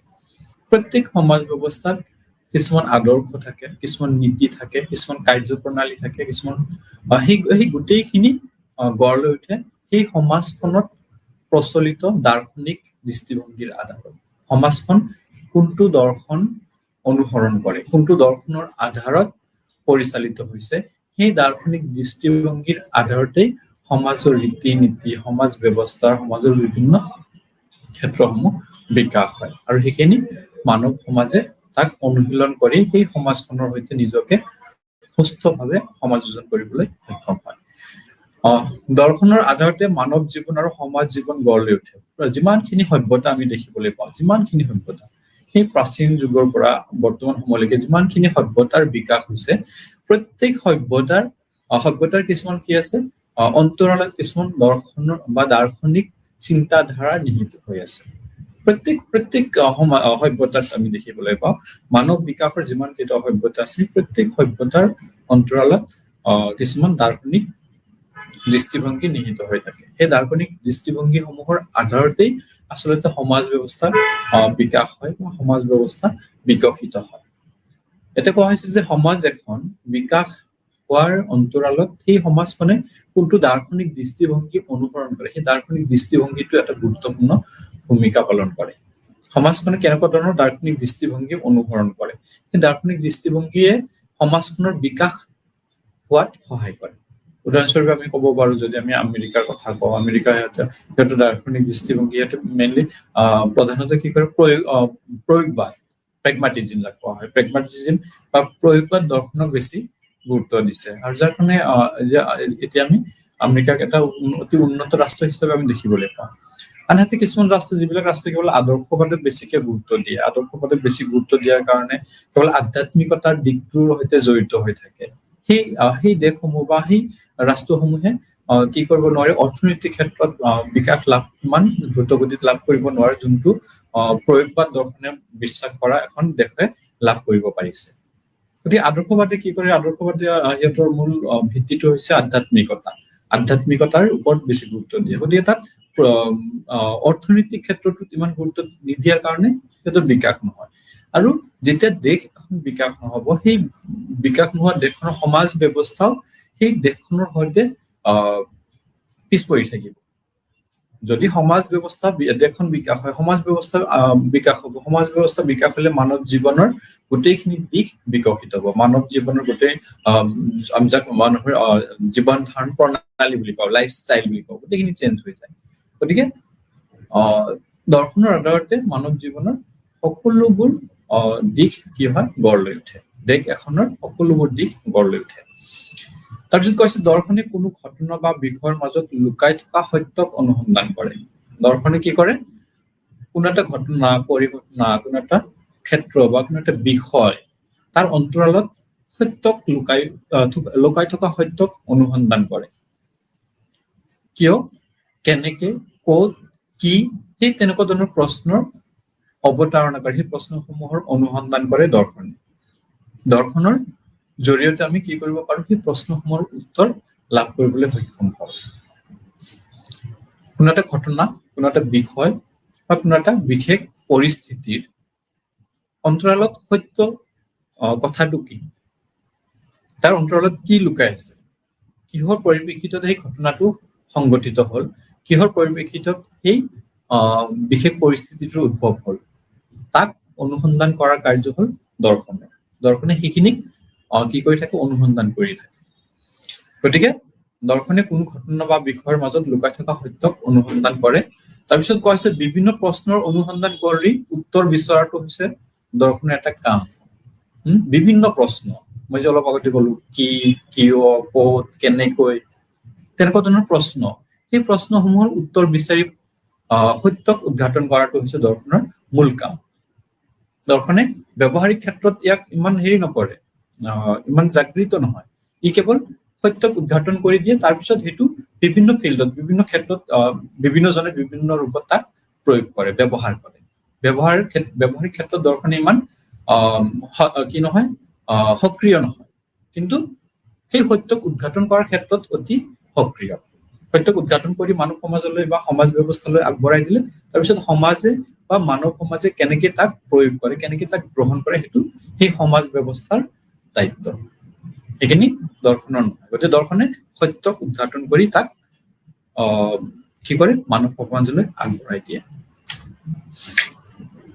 দৰ্শন সম্পৰ্কে এটা থুলমূল ধাৰণা আমাৰ এটা হ'ল যে দৰ্শন হ'ল মানৱ আৰু সমাজ ব্যৱস্থাৰ বিষয়ে বিতংভাৱে অধ্যয়ন কৰা এক বিষয় যিয়ে বিভিন্ন ঘটনা পৰিঘটনাৰ অন্তৰালত নিহিত হৈ থকা সত্যক উদ্ঘাটন কৰে বিভিন্ন প্ৰশ্নৰ উত্তৰ বিচাৰে আৰু সেই বিষয় বা ঘটনাৰ অন্তৰালত লুকাই থকা সত্যক উদ্ঘাটন কৰে এতিয়া এই গোটটোৰ জৰিয়তে এই পাঠটোৰ জৰিয়তে আমি কি ধাৰণা লাভ কৰিবলৈ সক্ষম হ'ম প্ৰথমতে কোৱা হৈছে দৰ্শন আৰু শিক্ষাৰ ধাৰণা ব্যাখ্যা কৰা দৰ্শন কি শিক্ষা কি এই দুটাৰ ধাৰণাক ব্যাখ্যা কৰা আৰু দুটাৰ মাজত সম্পৰ্ক কেনেকুৱা সেই সম্পৰ্কটো ইয়াতে আলোচনা কৰা হৈছে দৰ্শন আৰু শিক্ষাৰ মাজত থকা বিভিন্ন সম্পৰ্কসমূহ ইয়াতে আলোচনা কৰা হ'ব তাৰপিছত কোৱা হৈছে কি যে ভাৰতীয় আৰু পশ্চিমীয়া দৰ্শনৰ পাৰ্থক্যবোৰ আলোচনা কৰা ভাৰতীয় আৰু পশ্চিমীয়া দৰ্শন ভাৰতীয় মই অলপ আগতে কৈছিলো যে ভাৰতীয় দৰ্শনত আমাৰ ছটা দৰ্শনক কি কৰা হয় ব্যাখ্যা কৰা হয় ঠিক তেনেকে পশ্চিমীয়া দৰ্শনৰ কেইটামান নাম গৈছিল আদৰ্শবাদ প্ৰকৃতিবাদ প্ৰয়োগবাদ অস্তিত্ববাদ বাস্তৱবাদ এইবিলাক নতুন নতুন আৰু কিছুমান দাৰ্শনিক দৃষ্টিভংগী বিকাশ হৈ আছে গতিকে সেই পশ্চিমীয়া দৰ্শনৰ লগত আমাৰ ভাৰতীয় দৰ্শনৰ মাজত প্ৰভেদ কি পাৰ্থক্য কি পশ্চিমীয়া দৰ্শনৰ লগত ভাৰতীয় দৰ্শন একে নে পশ্চিমীয়া দৰ্শনৰ সৈতে ভাৰতীয় দৰ্শনৰ কি আছে বিৰোধ আছে পাৰ্থক্য আছে সেইখিনি আমি এই পাঠটোৰ জৰিয়তে আলোচনা কৰিম এইখিনি আমি জানিবলৈ সক্ষম হ'ম তাৰপিছত কৈছে দৰ্শনৰ বিভিন্ন শাখাসমূহ আলোচনা কৰা দৰ্শনৰ কিছুমান শাখা আছে সেই শাখাসমূহ আলোচনা কৰি আৰু সেই শাখাসমূহৰ শিক্ষাৰ ক্ষেত্ৰত ভূমিকা কি এই বিষয়ে আলোচনা কৰা এই গোটটোৰ বা এই পাঠটোৰ এটা উদ্দেশ্য দৰ্শনৰ বিভিন্ন শাখা আছে সেই শাখাসমূহৰ শৈক্ষিক প্ৰায়োগিকতা কি শৈক্ষিক ক্ষেত্ৰখনত সেই শাখাসমূহ কেনেদৰে সক্ৰিয় হৈ আছে কেনেধৰণৰ ভূমিকা পালন কৰিছে এইখিনি আমি জানিবলৈ সক্ষম হ'ম তাৰপিছত দৰ্শন আৰু শিক্ষাৰ আন্তঃসম্পৰ্ক আলোচনা কৰা দৰ্শন আৰু শিক্ষাৰ মাজত কেনেকে এটা আনটোৰ সৈতে আন্তঃসম্পৰ্কৰে সম্পৰ্কিত হৈ আছে সেই বিষয়েও আমি এই গোটটোৰ জৰিয়তে বা এই পাঠটোৰ জৰিয়তে আমি অৱগত হ'বলৈ সক্ষম হ'ম এতিয়া প্ৰথমতে কোৱা হৈছে দৰ্শনৰ ধাৰণা আমি অৱতাৰণাত বা আৰম্ভণিতে আমি দৰ্শন সম্পৰ্কে থুলমূল আলোচনা কৰাইছিলো তথাপি ইয়াতে আৰু কোৱা হৈছে দৰ্শন হৈছে জ্ঞান সম্পৰ্কে আলোচনা কৰা এক বিজ্ঞান বা বিষয় জ্ঞান সম্পৰ্কে আলোচনা কৰা এক বিষয় দৰ্শনে কি কৰে কোনো এটা বস্তুৰ জ্ঞান সম্পৰ্কীয় দিশটোক আলোচনা কৰে কোনো এটা ঘটনা পৰিঘটনা বস্তু বা ক্ষেত্ৰ তাৰ অন্তৰালত লুকাই থকা জ্ঞানখিনিৰ বা জ্ঞানৰ সম্পৰ্কে দৰ্শনে আলোচনা কৰে সেইকাৰণে বিভিন্নজনে ইয়াক বিভিন্ন ধৰণে নামাকৰণ কৰিছিলে কিছুমানে ইয়াক জ্ঞানৰ বিজ্ঞান বুলি কয় কিছুমানে ইয়াক জ্ঞানৰ মাতৃ বুলি কয় বিভিন্ন দাৰ্শনিকে দৰ্শনক বিভিন্ন ৰূপত নামাকৰণ কৰিছিলে গতিকে দৰ্শন হৈছে জ্ঞান সম্পৰ্কে আলোচনা কৰা এক বিষয় যদি আমি দৰ্শনৰ দৰ্শন শব্দটোৰ ইংৰাজী প্ৰতিশব্দ ফিলচফি যদি আমি ইয়াক শব্দাচয়ন কৰো ইয়াৰ উৎপত্তিগত দিশটো যদি আমি আলোচনা কৰো তেতিয়াহ'লে আমি সেই দৰ্শন যে জ্ঞানৰ বিজ্ঞান বা জ্ঞান সম্পৰ্কে আলোচনা কৰা এক বিষয় সেইখিনিৰ সমান আমি ইয়াৰ উৎপত্তিগত অৰ্থটোতো আমি বিচাৰি পাওঁ ফিলচফি শব্দটো দুটা গ্ৰীক শব্দ ফিলছ এণ্ড ছফিয়া ফিলছ আৰু ছফিয়া নামৰ দুটা গ্ৰীক শব্দৰ পৰা ফিলচফি শব্দ যোনটো ইংৰাজীত আমি ফিলচফি শব্দ ব্যৱহাৰ কৰো সেইটো বিকাশ হোৱা বুলি কোৱা হয় য'ত ফিলছ মানে হৈছে ভাল পোৱা বা ফিলছ মানে হৈছে জ্ঞান আৰু ছফিয়া মানে হৈছে ভাল পোৱা গতিকে জ্ঞানৰ প্ৰতি থকা ভাল পোৱা বা ডাউটিয়ে হৈছে কি দৰ্শন জ্ঞানৰ প্ৰতি থকা ডাউটি বা জ্ঞানৰ প্ৰতি থকা ভাল পোৱাই হৈছে দৰ্শন দাৰ্শনিক আমি কাক কওঁ সকলো ব্যক্তিক আমি দাৰ্শনিক বুলি নকওঁ যিসকল ব্যক্তিয়ে জ্ঞান আহৰণত বৰ্তি হৈ থাকে অধিক জ্ঞানী অনবৰতে নতুন নতুন বিষয়ৰ ওপৰত জ্ঞান আহৰণ কৰে সেই ব্যক্তিসকলকহে আমি দাৰ্শনিক বুলি কওঁ দাৰ্শনিক ৰছু দাৰ্শনিক প্লেটো দাৰ্শনিক এৰিষ্টটল তাৰপিছত আমি আমাৰ ইণ্ডিয়ান দাৰ্শনিক কিছুমান যেনেকৈ ডক্টৰ সৰ্বপল্লী ৰাধাকৃষ্ণন ৰবীন্দ্ৰনাথ ঠাকুৰকো আমি দাৰ্শনিক হিচাপে উপস্থাপন কৰো গতিকে সেই ব্যক্তিসকলক আমি কিয় দাৰ্শনিক বুলি কৈছো যে সেই মানুহখিনি সদায় জ্ঞান আহৰণৰ লগত নিজকে ব্যস্ত কৰি ৰাখিছিল নতুন নতুন জ্ঞান আহৰণত গতিকে জ্ঞানৰ প্ৰতি থকা ডাউটি বা জ্ঞানৰ প্ৰতি থকা ভাল পোৱা সেই শব্দটো যদি আমি শব্দাচয়ন কৰো তেতিয়াহ'লে আমি বিভিন্ন দাৰ্শনিকৰ জীৱন ধাৰণ দাৰ্শনিকৰ জীৱনীত আমি সেই বস্তুটো প্ৰতিফলিত হোৱা দেখিবলৈ পাওঁ গতিকে জ্ঞান আৰু ভাল পোৱা এই শব্দ দুটা শব্দাচয়ন কৰিলে আমি সেই ধাৰণাটোৱে আমি দেখিবলৈ পাওঁ যে জ্ঞানৰ প্ৰতি থকা ভাল পোৱা বা ধাউতিয়ে হৈছে দৰ্শন। দৰ্শনৰ এক সৰ্বময় সংজ্ঞা দিব পৰাটো এটা জটিল কাৰ্য। দৰ্শনৰ এটা সৰ্বসন্মত সকলোৱে গ্ৰহণ কৰিব পৰা সংজ্ঞা দিয়াটো এটা জটিল কাৰ্য। ই সহজ কাৰ্য নহয়। যেনেকৈ আমি কিছুমান বস্তুক আমি পোনপটীয়াকৈ সংজ্ঞা দিব পাৰো, পোনপটীয়াকৈ আমি সেই বিষয়টোৰ এটা সংজ্ঞা আগবঢ়াব পাৰো। যেনেকৈ অৰ্থনীতিক আমি পোনপটীয়াকৈ সংজ্ঞা দিব পাৰো। যেনেকৈ ৰাজনীতি আমি পোনপটীয়া সংজ্ঞা দিব পাৰো। কিন্তু ফিলচফি বা দৰ্শনক আমি পোনপটীয়াকৈ তেনেকুৱা ধৰণৰ সংজ্ঞা বা সকলোৱে গ্ৰহণ কৰিব পৰা সংজ্ঞা, তেনেকৈ অৰ্থনীতিক এটা সকলোৱে গ্ৰহণ কৰিব পৰা সংজ্ঞা দিব পৰা যায়। ঠিক তেনেকে ৰাজনীতি আমি তেনেকে দিব পাৰো। কিন্তু ফিলচফি সকলোৱে গ্ৰহণ কৰিব পৰা সংজ্ঞা দিয়াটো এটা জটিল কাৰ্য। এটা সংজ্ঞা যদি কোনোবা এজন ব্যক্তি আগবঢ়াইছে, হয়তো এটা এছাম দাৰ্শনিকে তাৰ লগত সহমত নহবও পাৰে, কাৰণ প্ৰত্যেকৰে জীৱন দৰ্শন বেলেগ বেলেগ, দাৰ্শনিক দৃষ্টিভংগী বেলেগ বেলেগ। বিভিন্ন দাৰ্শনিক দৃষ্টিভংগী থকাৰ কাৰণে আমি সৰ্বসন্মত বা সৰ্বময় সংজ্ঞা দিব নোৱাৰো। যদিও আমি সৰ্বময় সংজ্ঞা দিব নোৱাৰো, তথাপিও দৰ্শনৰ মূল কাৰ্য আৰু প্ৰকৃতিৰ আধাৰত আমি ইয়াক কিছুমান দাৰ্শনিকে আগবঢ়োৱা সংজ্ঞাক আমি কি কৰিব পাৰো, আলোচনা কৰিব পাৰো। প্ৰত্যেকজন দাৰ্শনিকে বিভিন্ন ৰূপত সংজ্ঞা আগবঢ়াইছে, বিভিন্ন ৰূপত সংজ্ঞা দিছে। তাৰে আমি কেইটামান সংজ্ঞা আমি ইয়াতে আলোচনা কৰিম। তাৰপিছত কৈছে দৰ্শনৰ শৈক্ষিক দৃষ্টিভংগীৰে বৰ্তমান সময়ৰ এক আলোচ্য বিষয়। ইয়াতে কোৱা হৈছে যে দৰ্শনৰ শৈক্ষিক দৃষ্টিভংগী বৰ্তমান সময়ৰ এক অতি আলোচ্য বিষয়। বৰ্তমান সময়ৰ লগত যদি আমি চাওঁ, দাৰ্শনিক দৃষ্টিভংগীৰ আধাৰতে শিক্ষা ব্যৱস্থা পৰিচালিত কৰিব লগা হৈছে। কাৰণ দৰ্শনৰ জৰিয়তে আমি আজিৰ পৰা 20 বছৰ পিছত কি হব, সেই কথাখিনি আমাক দৰ্শনে অৱগত কৰায়। দৰ্শনৰ জৰিয়তে আমি সেই বস্তুখিনি জানিব পাৰো। দৰ্শনে প্ৰত্যেক শিক্ষা ব্যৱস্থাৰ লক্ষ্য নিৰ্ধাৰণ কৰি দিয়ে।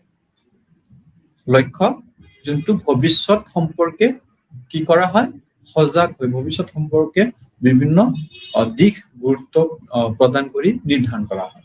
প্ৰত্যেক শিক্ষা ব্যৱস্থাৰ একোটা লক্ষ্য থাকে, আৰু সেই শিক্ষাৰ লক্ষ্য নিৰ্ধাৰণ কৰিবলৈ আমি দৰ্শনৰ সহায় ল'ব লাগে।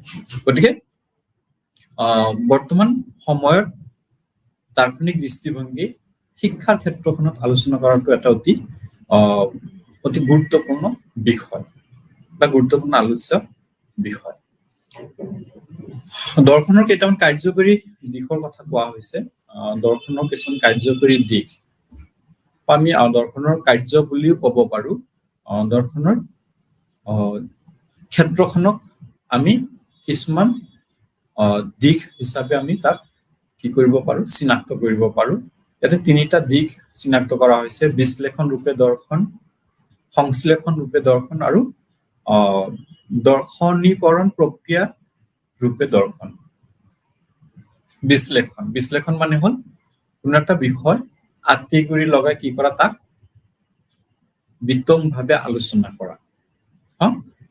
একদম প্ৰত্যেকটো বস্তু পুংখানুপুংখভাৱে কি কৰা, তাক বিবেচনা কৰা, তাক অৱগত কৰা, তাক অধ্যয়ন কৰা, সেইটো হল বিশ্লেষণ। বিশ্লেষণটো কি কৰে, সকলোবোৰ বস্তু, সকলোবোৰ বিষয় পুংখানুপুংখভাৱে কি কৰে, আলোচনা কৰে, বিশ্লেষণ কৰে।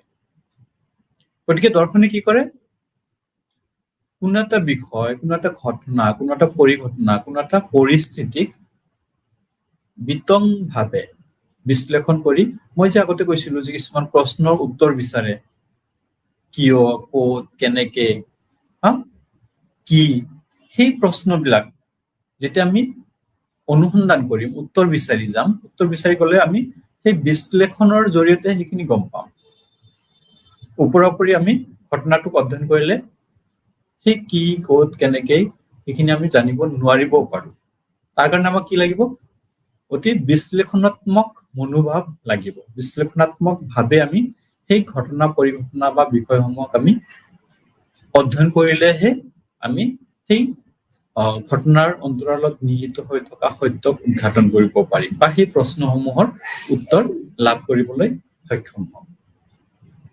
গতিকে ইয়াতে কোৱা হৈছে বিশ্লেষণ স্বৰূপে দৰ্শন। বিশ্লেষণ স্বৰূপে দৰ্শনক ইয়াতে কেইবাজনো দাৰ্শনিক যেনেকে বাৰ্কলেৰ কথা কোৱা হৈছে, হিউমৰ কথা কোৱা হৈছে, জন লকৰ কথা কোৱা হৈছে, মিল, হেগেল, মৰে, এই দাৰ্শনিকসকলে কি কৰিছিলে দাৰ্শনিক দৃষ্টিভংগীটোক এটা বিশ্লেষণাত্মক দিশ হিচাপে বিবেচনা কৰিছিলে। বিশ্লেষণাত্মক দৃষ্টিভংগীৰে কি কৰিছিলে দাৰ্শনিক দিশটোক বিবেচনা কৰিছিলে এই দাৰ্শনিক হেগেল, মৰে বা মিল, লক, বাৰ্কলে, এই দাৰ্শনিকসকল।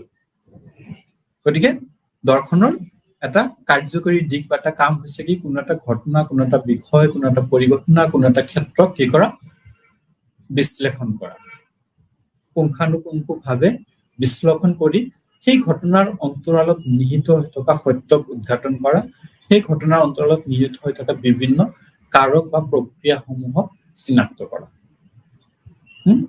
এইটো হ'ল দৰ্শনৰ এটা কাৰ্যকৰী দিশ বা কাম। তাৰপিছত কোৱা হৈছে সংশ্লেষণ ৰূপে দৰ্শন। সংশ্লেষণ, প্ৰথমটো বিশ্লেষণ গ'ল, দ্বিতীয়টোত কোৱা হৈছে সংশ্লেষণ ৰূপত দৰ্শন। ইয়াতে কোৱা হৈছে কি যে আমি বিভিন্ন পৰিস্থিতিত বিভিন্ন সময়ত আমি কি কৰো বিভিন্ন পৰিস্থিতিত আমি কোনো এটা ঘটনা বা পৰিঘটনাক আমি কি কৰো যদি বিতংভাৱে আমি আলোচনা কৰিব যাওঁ তেতিয়াহ'লে বহুত সময়ৰ প্ৰয়োজন হয়, বহুত সময়ৰ প্ৰয়োজন হ'ব, বহুত শ্ৰমৰ প্ৰয়োজন হ'ব। আৰু সেইখিনি কৰিব গ'লে এটা সময়ত আমি তাৰ পৰা কি কোনো ধৰণৰ উত্তৰ পোৱাৰ আগতে হয়তো আমাৰ সময় শেষ হৈ যাব, আমি সত্য উদ্ঘাটন কৰাৰ আগতে আমাৰ সময় শেষ হৈ যাব পাৰে। তেনে ক্ষেত্ৰত দৰ্শনৰ জৰিয়তে আকৌ সেই বস্তুটোক সংশ্লেষণ ৰূপে বৰ্ণনা কৰি তাত আমি কি কৰিব পাৰো সত্যক উদ্ঘাটন কৰিব পাৰো। চাপোজ ইয়াতে কোৱা হৈছে কি যে বিশ্ব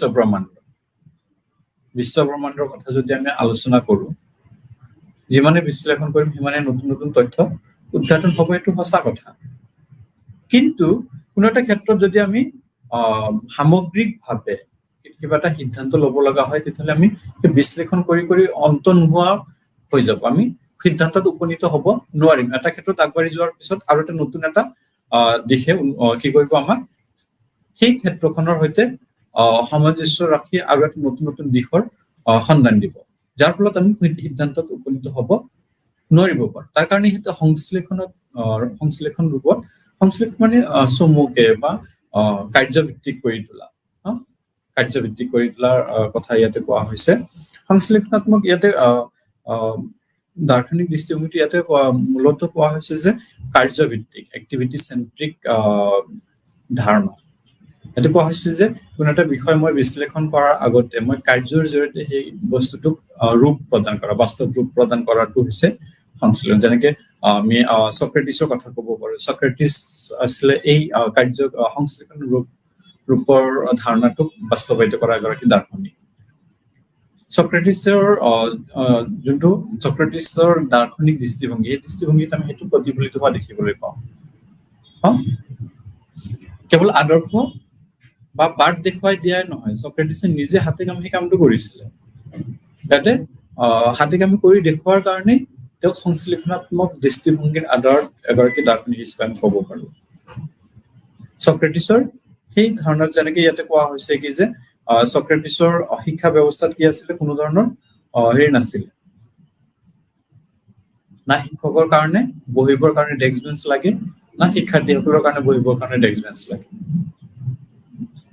শিক্ষক আৰু শিক্ষাৰ্থী উভয়ে একেটা প্লেটফৰ্মত একে ঠাইত মাটিত বহি শিক্ষা কাৰ্য সম্পূৰ্ণ কৰে, শিক্ষা গ্ৰহণ কাৰ্য, শিক্ষাদান কাৰ্য সম্পূৰ্ণ কৰে। তাত কোনো ধৰণৰ কি নাই, শিক্ষক আৰু শিক্ষাৰ্থীসকলৰ মাজত ব্যৱধানটো নাৰাখে।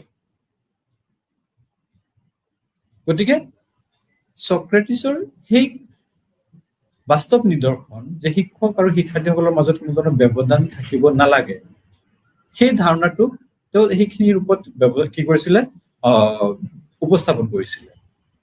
আমি বৰ্তমান শিক্ষা ব্যৱস্থাত দেখিবলৈ পাওঁ যে শিক্ষক আৰু শিক্ষাৰ্থীসকলৰ মাজত এটা ব্যৱধান সদায় অনুভৱ কৰো। শিক্ষাৰ্থীসকলে ডেস্ক বেঞ্চত বহিব, শিক্ষকসকলে এটা প্লেটফৰ্মৰ ওপৰত টেবুলত বহিব। গতিকে সেই চক্ৰেটিছৰ মতে সেই বস্তুটোৱে শিক্ষক আৰু শিক্ষাৰ্থীসকলৰ মাজত দূৰত্ব প্ৰতিপন্ন কৰে। আৰু যেতিয়া সেই দূৰত্বটো শিক্ষাৰ্থীসকলে অনুভৱ কৰিব তেতিয়া শিক্ষাৰ্থীসকলে শিক্ষকজনৰ লগত সম্পূৰ্ণৰূপে বন্ধুত্বসুলভ আচৰণ প্ৰদৰ্শন কৰিব নোৱাৰে। সেইকাৰণে সক্ৰেটিছে সেইখিনি কৰিছিলে যে মই য'ত বহিম শিক্ষাৰ্থীসকলে তাতে বহি শিক্ষা গ্ৰহণ কৰিব। গতিকে সেইটো কাৰ্যভিত্তিক ধাৰণা। তাৰপিছত কোৱা হৈছে দৰ্শনৰ জৰিয়তে আৰু এটা কথা কোৱা হৈছে দৰ্শনীকৰণ মানে কোনো এটা ক্ষেত্ৰ বা কোনো এটা বিষয় কোনো এটা ধাৰণাক দাৰ্শনিক দৃষ্টিভংগীৰ ওপৰত তাক উপস্থাপন কৰা, সেইটো হ'ল দৰ্শনীকৰণ। কোনো এটা বিষয় কোনো এটা ক্ষেত্ৰ কোনো এটা ধাৰণাক দাৰ্শনিক দৃষ্টিভংগীৰ আধাৰত দৰ্শনৰ কাৰ্যক্ষেত্ৰৰ সৈতে তাক এডপ্ট কৰি দিয়া, সংযুক্ত কৰি দিয়া, দৰ্শন ৰূপে তাক স্বীকৃতি প্ৰদান কৰা, দাৰ্শনিক দৃষ্টিভংগী হিচাপে তাক স্বীকৃতি প্ৰদান কৰা, সেইটো হৈছে দৰ্শনীকৰণ। গতিকে দৰ্শনৰ জৰিয়তে আমি সেই দিশটো দেখিবলৈ পাওঁ। তাৰপিছত দৰ্শনৰ কেইটামান সংজ্ঞা ইয়াতে বহুত কেইটা সংজ্ঞা আছে, তাৰ মাজত কেইটামান সংজ্ঞা ইয়াতে আমি চাৰিজন ব্যক্তিৰ সংজ্ঞা ইয়াতে তুলি ধৰিছো। প্ৰথমতে কাৰ্ল মাৰ্ক্সে কৈছিলে যে দৰ্শন হৈছে বিশ্বৰ পৰিৱৰ্তনৰ আধাৰত তাক ব্যাখ্যা কৰা।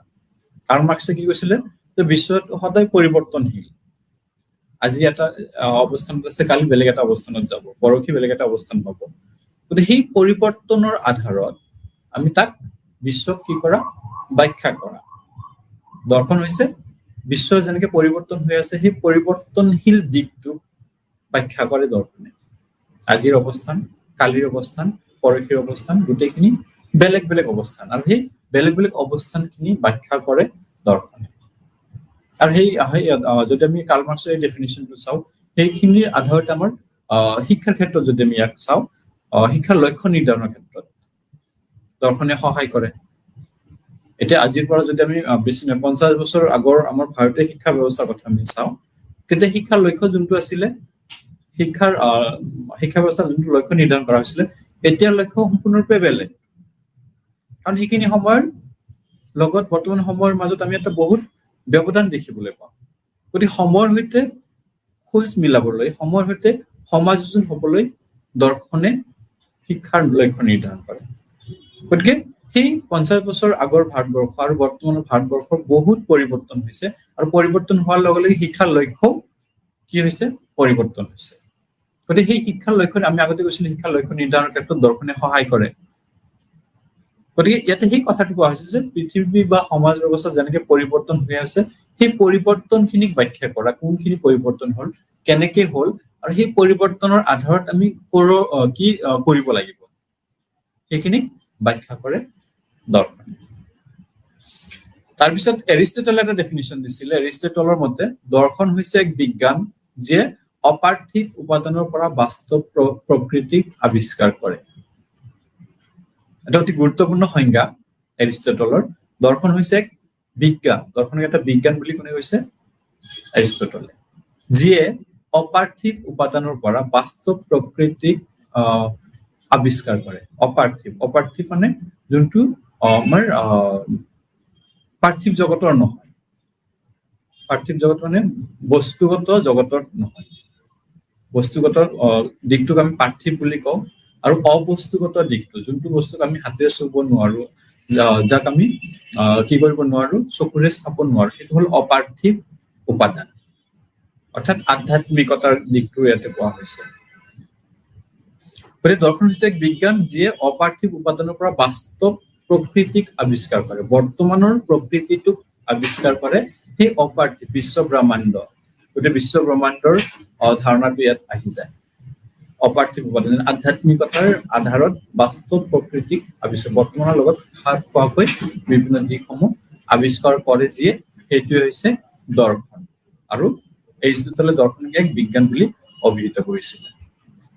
ঠিক তেনেকে হাৰ্বাৰ্ট স্পেন্সাৰৰ মতে সাৰ্বজনীন বিজ্ঞান হিচাপে দৰ্শনে সকলোৰে সৈতে নিহিত হৈ থাকে। হাৰ্বাৰ্ট স্পেন্সাৰে দৰ্শনক সাৰ্বজনীন বিজ্ঞান বুলি কৈছে।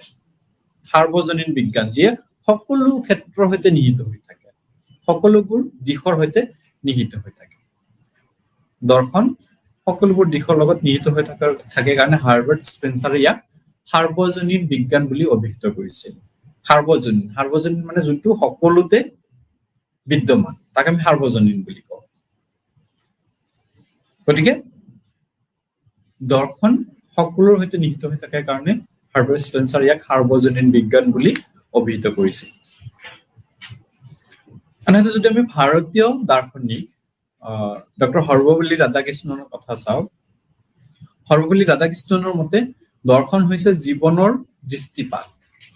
এটা অতি গুৰুত্বপূৰ্ণ কথা কৈছে, দৰ্শন হৈছে জীৱনৰ দৃষ্টিপাত, যিয়ে জীৱনক দিশ নিৰ্দেশনা দিয়ে, জীয়াই থকাৰ এক নক্সা প্ৰদান কৰে। অতি গুৰুত্বপূৰ্ণ সংজ্ঞা ৰাধাকৃষ্ণনৰ।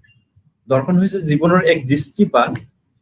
দৃষ্টিপাত ইয়াতে কোৱা হৈছে মই জীৱনটো কেনেকে উদযাপন কৰিম, জীৱনটো কেনেকে মই অতিবাহিত কৰিম, সেই সম্পৰ্কে ধাৰণাটোক ইয়াতে দৃষ্টিপাত বুলি কোৱা হৈছে। প্ৰত্যেকজন মানুহৰ জীৱন দৰ্শন বেলেগ বেলেগ হ'ব পাৰে, প্ৰত্যেকজন মানুহৰ আদৰ্শ বেলেগ বেলেগ।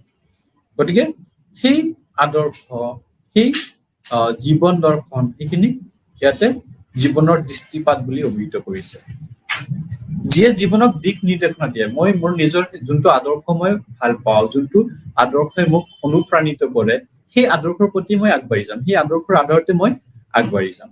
চাপোজ কোনো এজন ব্যক্তি যদি আদৰ্শবাদত আকৃষ্ট হৈছে, যাকে আমি আইডিয়েলিজিম বুলি কওঁ, আদৰ্শবাদত যদি আকৃষ্ট হয়, তেতিয়াহ'লে তেওঁ নিশ্চিত ৰূপত সেই আদৰ্শবাদৰ দৃষ্টিভংগীৰ ওপৰত ভিত্তি কৰি নিজকে ভৱিষ্যতৰ কাৰণে প্ৰস্তুত কৰি তুলিব। সেইটো কথা কোৱা হৈছে যে সেই দৃষ্টিপাতৰ আধাৰত যোনটো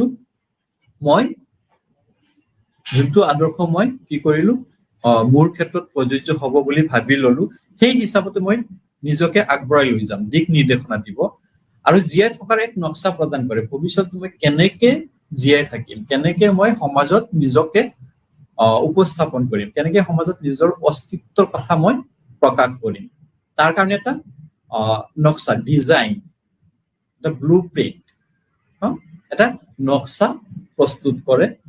সেয়ে হৈছে দৰ্শন।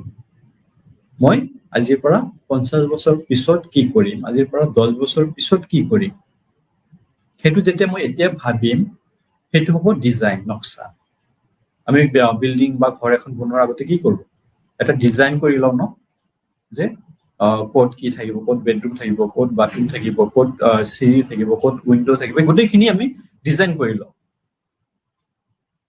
গতিকে দৰ্শনে আমাক সেই দিশখিনি, জীৱনটোত কেনেকে মই আগবাঢ়ি যাম, জীয়াই থাকিবৰ কাৰণে মোক কেনেকুৱা ধৰণৰ দিশৰ প্ৰয়োজন হ'ব, কেনেকে মই ভৱিষ্যতত নিজৰ সমাজখনৰ সৈতে সমাযোজন কৰিম, তাৰ এটা নক্সা, এটা ডিজাইন প্ৰস্তুত কৰে দৰ্শনে।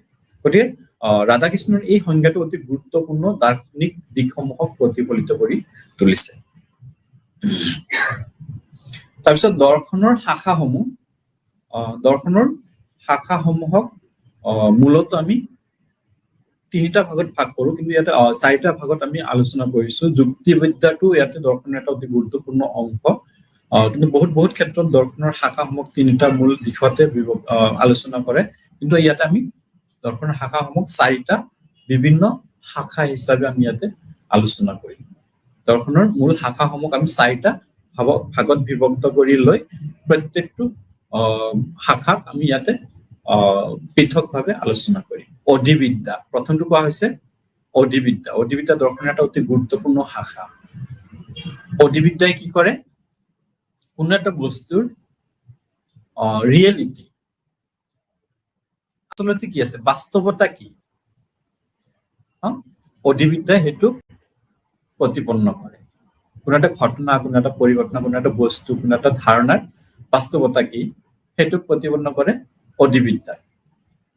জ্ঞান তত্ত্ব সেই বস্তুটোৰ বিষয়ে, সেই ঘটনাটোৰ বিষয়ে সামগ্ৰিক ইনফৰমেশ্যন, তথ্যখিনি ইয়াতে অধ্যয়ন কৰা হয়। সামগ্ৰিক তথ্যখিনি জ্ঞান তত্ত্বৰ জৰিয়তে কি কৰা হয়, অধ্যয়ন কৰা হয়। কোনো এটা ঘটনা পৰিঘটনাৰ অন্তৰালত নিহিত হৈ থকা বিভিন্ন কাৰক, বিভিন্ন দিশ, তাৰ পৰা নতুন নতুন কি ইনফৰমেশ্যন আমি আয়ত্ত কৰিব পাৰো, সেইখিনি জ্ঞান তত্ত্বত আলোচনা কৰা হয়। তাৰপিছত কোৱা হৈছে মূল্যবোধ, অতি গুৰুত্বপূৰ্ণ এটা শাখা, দৰ্শনৰ এটা অতি গুৰুত্বপূৰ্ণ শাখা মূল্যবোধ।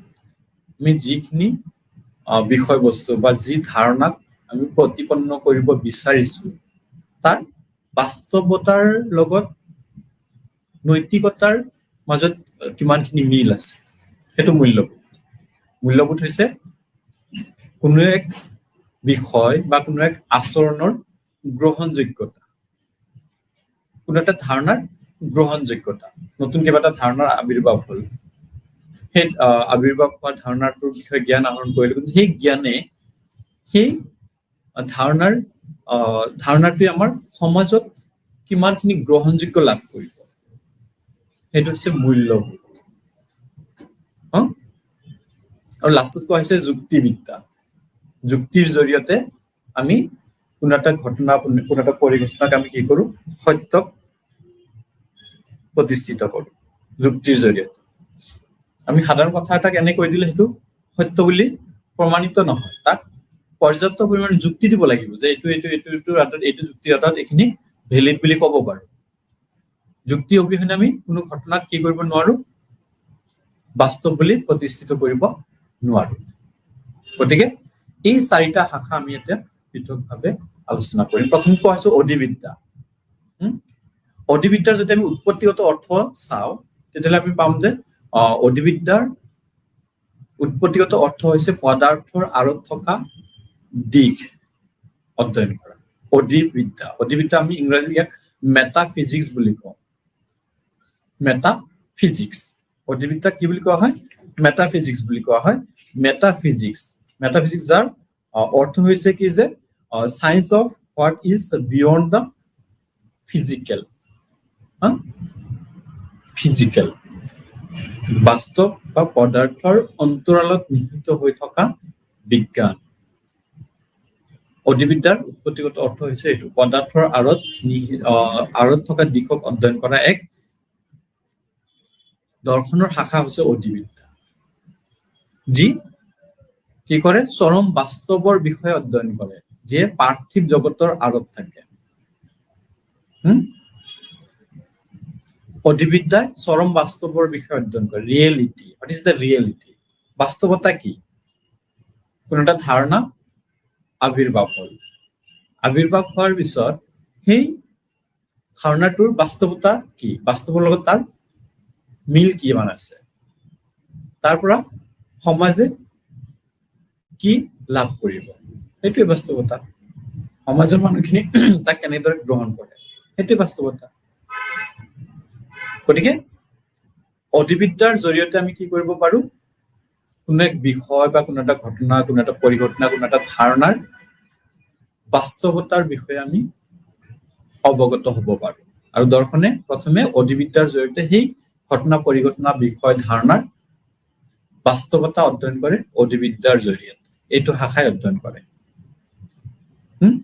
অধিবিদ্যা কি, পাৰ্থিৱ জগতৰ আঁৰত থাকে, যোনটো আমি চকুৰ আগত দেখি থকা জগতখন, বাহ্যিক জগতখন, তাৰ অন্তৰালত নিহিত হৈ থাকে অধিবিদ্যা। অধিবিদ্যা কি কৰে, সেই পাৰ্থিৱ জগতৰ অন্তৰালত নিহিত হৈ থকা ধাৰণাটো কি কৰে, প্ৰতিপন্ন কৰে, বাস্তৱতা। গতিকে অধিবিদ্যাৰ দৰ্শনৰ এটা অতি গুৰুত্বপূৰ্ণ শাখা। এই শাখাৰ জৰিয়তে নতুন দিশ বা দৃষ্টিভংগীৰ আমি বাস্তৱতাৰ বিষয়ে অৱগত হ'ব পাৰো। অধিবিদ্যাক পিছৰ বিজ্ঞান বুলিও কোৱা হয়। পিছৰ বিজ্ঞান বুলি কোৱা হৈছে অধিবিদ্যাক, পিছৰ বিজ্ঞান বুলি কোৱা হৈছে। ইয়াতে এখন কোৱা হৈছে আফটাৰ চায়েন্স, আফটাৰ চায়েন্স, বিজ্ঞানৰ পিছৰ অৱস্থান, পিছৰ বিজ্ঞান, যোনটো বিহাইণ্ড, পিছফালে লুকাই থকা দিশটো, যোনটো প্ৰকাশ্য হোৱা নাই, বাস্তৱতাৰ যোনখিনি ফুটি উঠা নাই, সেইখিনিক বাস্তৱতাত আনি তাক ফুটাই তোলাটো, তাক স্থাপিত কৰাটো, সেইটো হৈছে অধিবিদ্যা। গতিকে অধিবিদ্যাই কি কৰে, কোনো এটা ধাৰণাক বাস্তৱতাত প্ৰতিপন্ন দিশসমূহক আলোচনা কৰে। গতিকে অধিবিদ্যাক পিছৰ বিজ্ঞান বুলিও কোৱা হৈছে এইকাৰণেই যে ইয়ে কি কৰে, কোনো এটা ঘটনা, পৰিঘটনাৰ অন্তৰালত নিহিত হৈ থকা দিশসমূহক অধ্যয়ন কৰে কাৰণে ইয়াক পিছৰ বিজ্ঞান বুলি কোৱা হৈছে, আফটাৰ চায়েন্স। অধিবিদ্যা আধ্যাত্মিক দিশৰ লগত জড়িত, আধ্যাত্মিকতাৰ লগত জড়িত। মই অলপ আগতে যোনটো কৈ আছিলো, আধ্যাত্মিকতা, যোনটো আমাৰ বাহ্যিক জগতত আমি দেখা নাপাওঁ, বাহ্যিক জগতত যাৰ অস্তিত্ব নাই, সেই ধাৰণাটোৰ বিষয়ে, সেই ধাৰণাৰ অন্তৰালত নিহিত হৈ থকা সত্য বাস্তৱতাক অনুধাৱন কৰিব পাৰে অধিবিদ্যাই। অধিবিদ্যাৰ জৰিয়তে তাক কি কৰা হয়? বিশ্লেষণ কৰা হয়। বাস্তৱতাৰ দিশসমূহ, বাহ্যিক বা পাৰ্থিৱ জগতৰ আঁৰত থকা দিশসমূহক অধিবিদ্যাই আলোচনা কৰে। গতিকে পাৰ্থিৱ জগতৰ অন্তৰালত বা আঁৰত থকা দিশসমূহৰ বিষয়ে আমি অধ্যয়ন কৰিবৰ কাৰণে আধ্যাত্মিকতাৰ জৰিয়তে লাভ কৰিব লাগিব। চিন্তা চৰ্চা। আধ্যাত্মিকতা মানে হৈছে কোনো এটা বিষয় বা কোনো এটা ঘটনা, কোনো এটা পৰিঘটনাৰ অনুপস্থিতিত আমি সেই বিষয়টোৰ বিষয়ে চৰ্চা কৰা। যোনটো বিষয় উপস্থিত নাই, আমাৰ সেন্স বা ইন্দ্ৰিয়সমূহে ঢুকি নোপোৱা বিষয় এটাৰ বিষয়ে চিন্তা চৰ্চা কৰাটো হৈছে আধ্যাত্মিকতা। যেনেকে আমি ভগৱানৰ বিষয়ে বিভিন্ন চিন্তা চৰ্চা কৰো, সেইটো আধ্যাত্মিকতা। কোনো এটা বস্তু উদ্দীপকৰ উপস্থিতি অবিহনে যেতিয়া আমি সেই বিষয়টোৰ ওপৰত চৰ্চা কৰো, সেইটো হৈছে আধ্যাত্মিকতা। বহুতো দাৰ্শনিকে অধিবিদ্যাক বাস্তৱৰ তত্ত্ব বুলিও অভিহিত কৰে। বহুত দাৰ্শনিকে ইয়াক কি theory of reality, theory of reality বুলি অভিহিত কৰে। বাস্তৱতাৰ তত্ত্ব বুলি বহুতে ক'ব খোজে। অধিবিদ্যাক বহুতে কি বুলি কয়? বাস্তৱতাৰ তত্ত্ব বুলি কয়। বাস্তৱতা। আমি ইয়াত প্ৰথমতে কৈছিলো যে ৰিয়েলিটি বা মেটাফিজিক্স মানে চৰম বাস্তৱক প্ৰতিপন্ন কৰে। চৰম বাস্তৱ, ইয়াতে বাস্তৱ মানে চৰম বাস্তৱ, একদম ছুপাৰ ৰিয়েলিটি যোনটো, সেইটো ইয়াতে কোৱা হৈছে। অধিবিদ্যা আৰু ইয়াৰ শিক্ষাৰ লগত সম্পৰ্ক। অধিবিদ্যা আৰু শিক্ষাৰ লগত ইয়াৰ সম্পৰ্কখিনি ইয়াতে কোৱা হৈছে যে অধিবিদ্যা শিক্ষাৰ পাঠ্যক্ৰম, তাত্ত্বিক আৰু ব্যৱহাৰিক দিশৰ লগত জড়িত। শিক্ষাৰ পাঠ্যক্ৰম নিৰ্ধাৰণ কৰিব যাওঁতে বা তাত্ত্বিক আৰু ব্যৱহাৰিক দিশৰ বিভিন্ন শৈক্ষিক ক্ৰিয়াকলাপসমূহ, ক্ৰিয়া কাৰ্যসমূহ, সেইখিনিৰ কাৰণে অধিবিদ্যাই কি কৰে? সহায় কৰে, সেইখিনি নিৰ্ধাৰণ কৰিব যাওঁতে। আমি ইয়াৰ পিছত শিক্ষাৰ দৰ্শনৰ সম্পৰ্কে আমি পিছত আলোচনা কৰিম, কেনেকে শিক্ষাৰ লক্ষ্য নিৰ্ধাৰণৰ ক্ষেত্ৰত দৰ্শনে সহায় কৰে, কেনেকে পাঠ্যক্ৰম নিৰ্ধাৰণৰ ক্ষেত্ৰত সহায় কৰে, কেনেকে শিক্ষা পদ্ধতি নিৰ্ধাৰণত সহায় কৰে, কেনেকে শিক্ষক শিক্ষাৰ্থী সম্পৰ্কৰ কথা কয়, অনুশাসন ব্যৱস্থা কি হ'ব লাগে, সেইখিনি আমি পিছত আলোচনা কৰিম। ইয়াতে অধিবিদ্যাৰ লগত শিক্ষাৰ সম্পৰ্কত কোৱা হৈছে অধিবিদ্যা শিক্ষাৰ পাঠ্যক্ৰম, তাত্ত্বিক আৰু ব্যৱহাৰিক দিশৰ লগত জড়িত হৈ থাকে। গতিকে ইয়াত আমি অধিবিদ্যা আৰু শিক্ষাৰ লগত এটা ওতঃপ্ৰোত সম্পৰ্ক আমি দেখিবলৈ পাওঁ।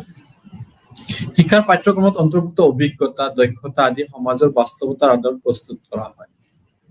আমি পাঠ্যক্ৰমত যিখিনি বিষয়বস্তু অন্তৰ্ভুক্ত কৰো, শিক্ষাৰ্থী অধ্যয়ন কৰিব লগা বিষয়বস্তু, সেই গোটেইখিনি কি? বাস্তৱতাৰ আধাৰত অন্তৰ্ভুক্ত কৰা হয়, বাস্তৱতাৰ আধাৰত নিৰ্ধাৰণ কৰা হয় যে বাস্তৱ এই সময়ৰ কাৰণে আমাক এনেকুৱা ধৰণৰ শিক্ষাৰ্থীসকলৰ আচৰণৰ প্ৰয়োজন, এনেকুৱা ধৰণৰ দক্ষতাৰ প্ৰয়োজন, এনেকুৱা ধৰণৰ গুণৰ প্ৰয়োজন। আৰু সেই দক্ষতা, গুণ, অৰ্হতাৰ আধাৰতে আমি কি কৰো? পাঠ্যক্ৰমত বিষয়বস্তু অন্তৰ্ভুক্ত কৰো। আৰু সেই বিষয়বস্তুৰ আধাৰতে বাস্তৱতা প্ৰতিস্ফুটিত হয়। যদি বাস্তৱতাৰ ওপৰত ভিত্তি নকৰি আমি পাঠ্যক্ৰম প্ৰস্তুত কৰো, তেতিয়াহ'লে সেইটো শিক্ষাৰ্থীৰ কাৰণে ফলপ্ৰসূ নহ'ব পাৰে। গতিকে বাস্তৱ পৰিস্থিতিৰ লগত খোজ মিলাবলৈ, বাস্তৱ পৰিস্থিতিৰ সৈতে সমাযোজন কৰিবৰ কাৰণে কি হয়?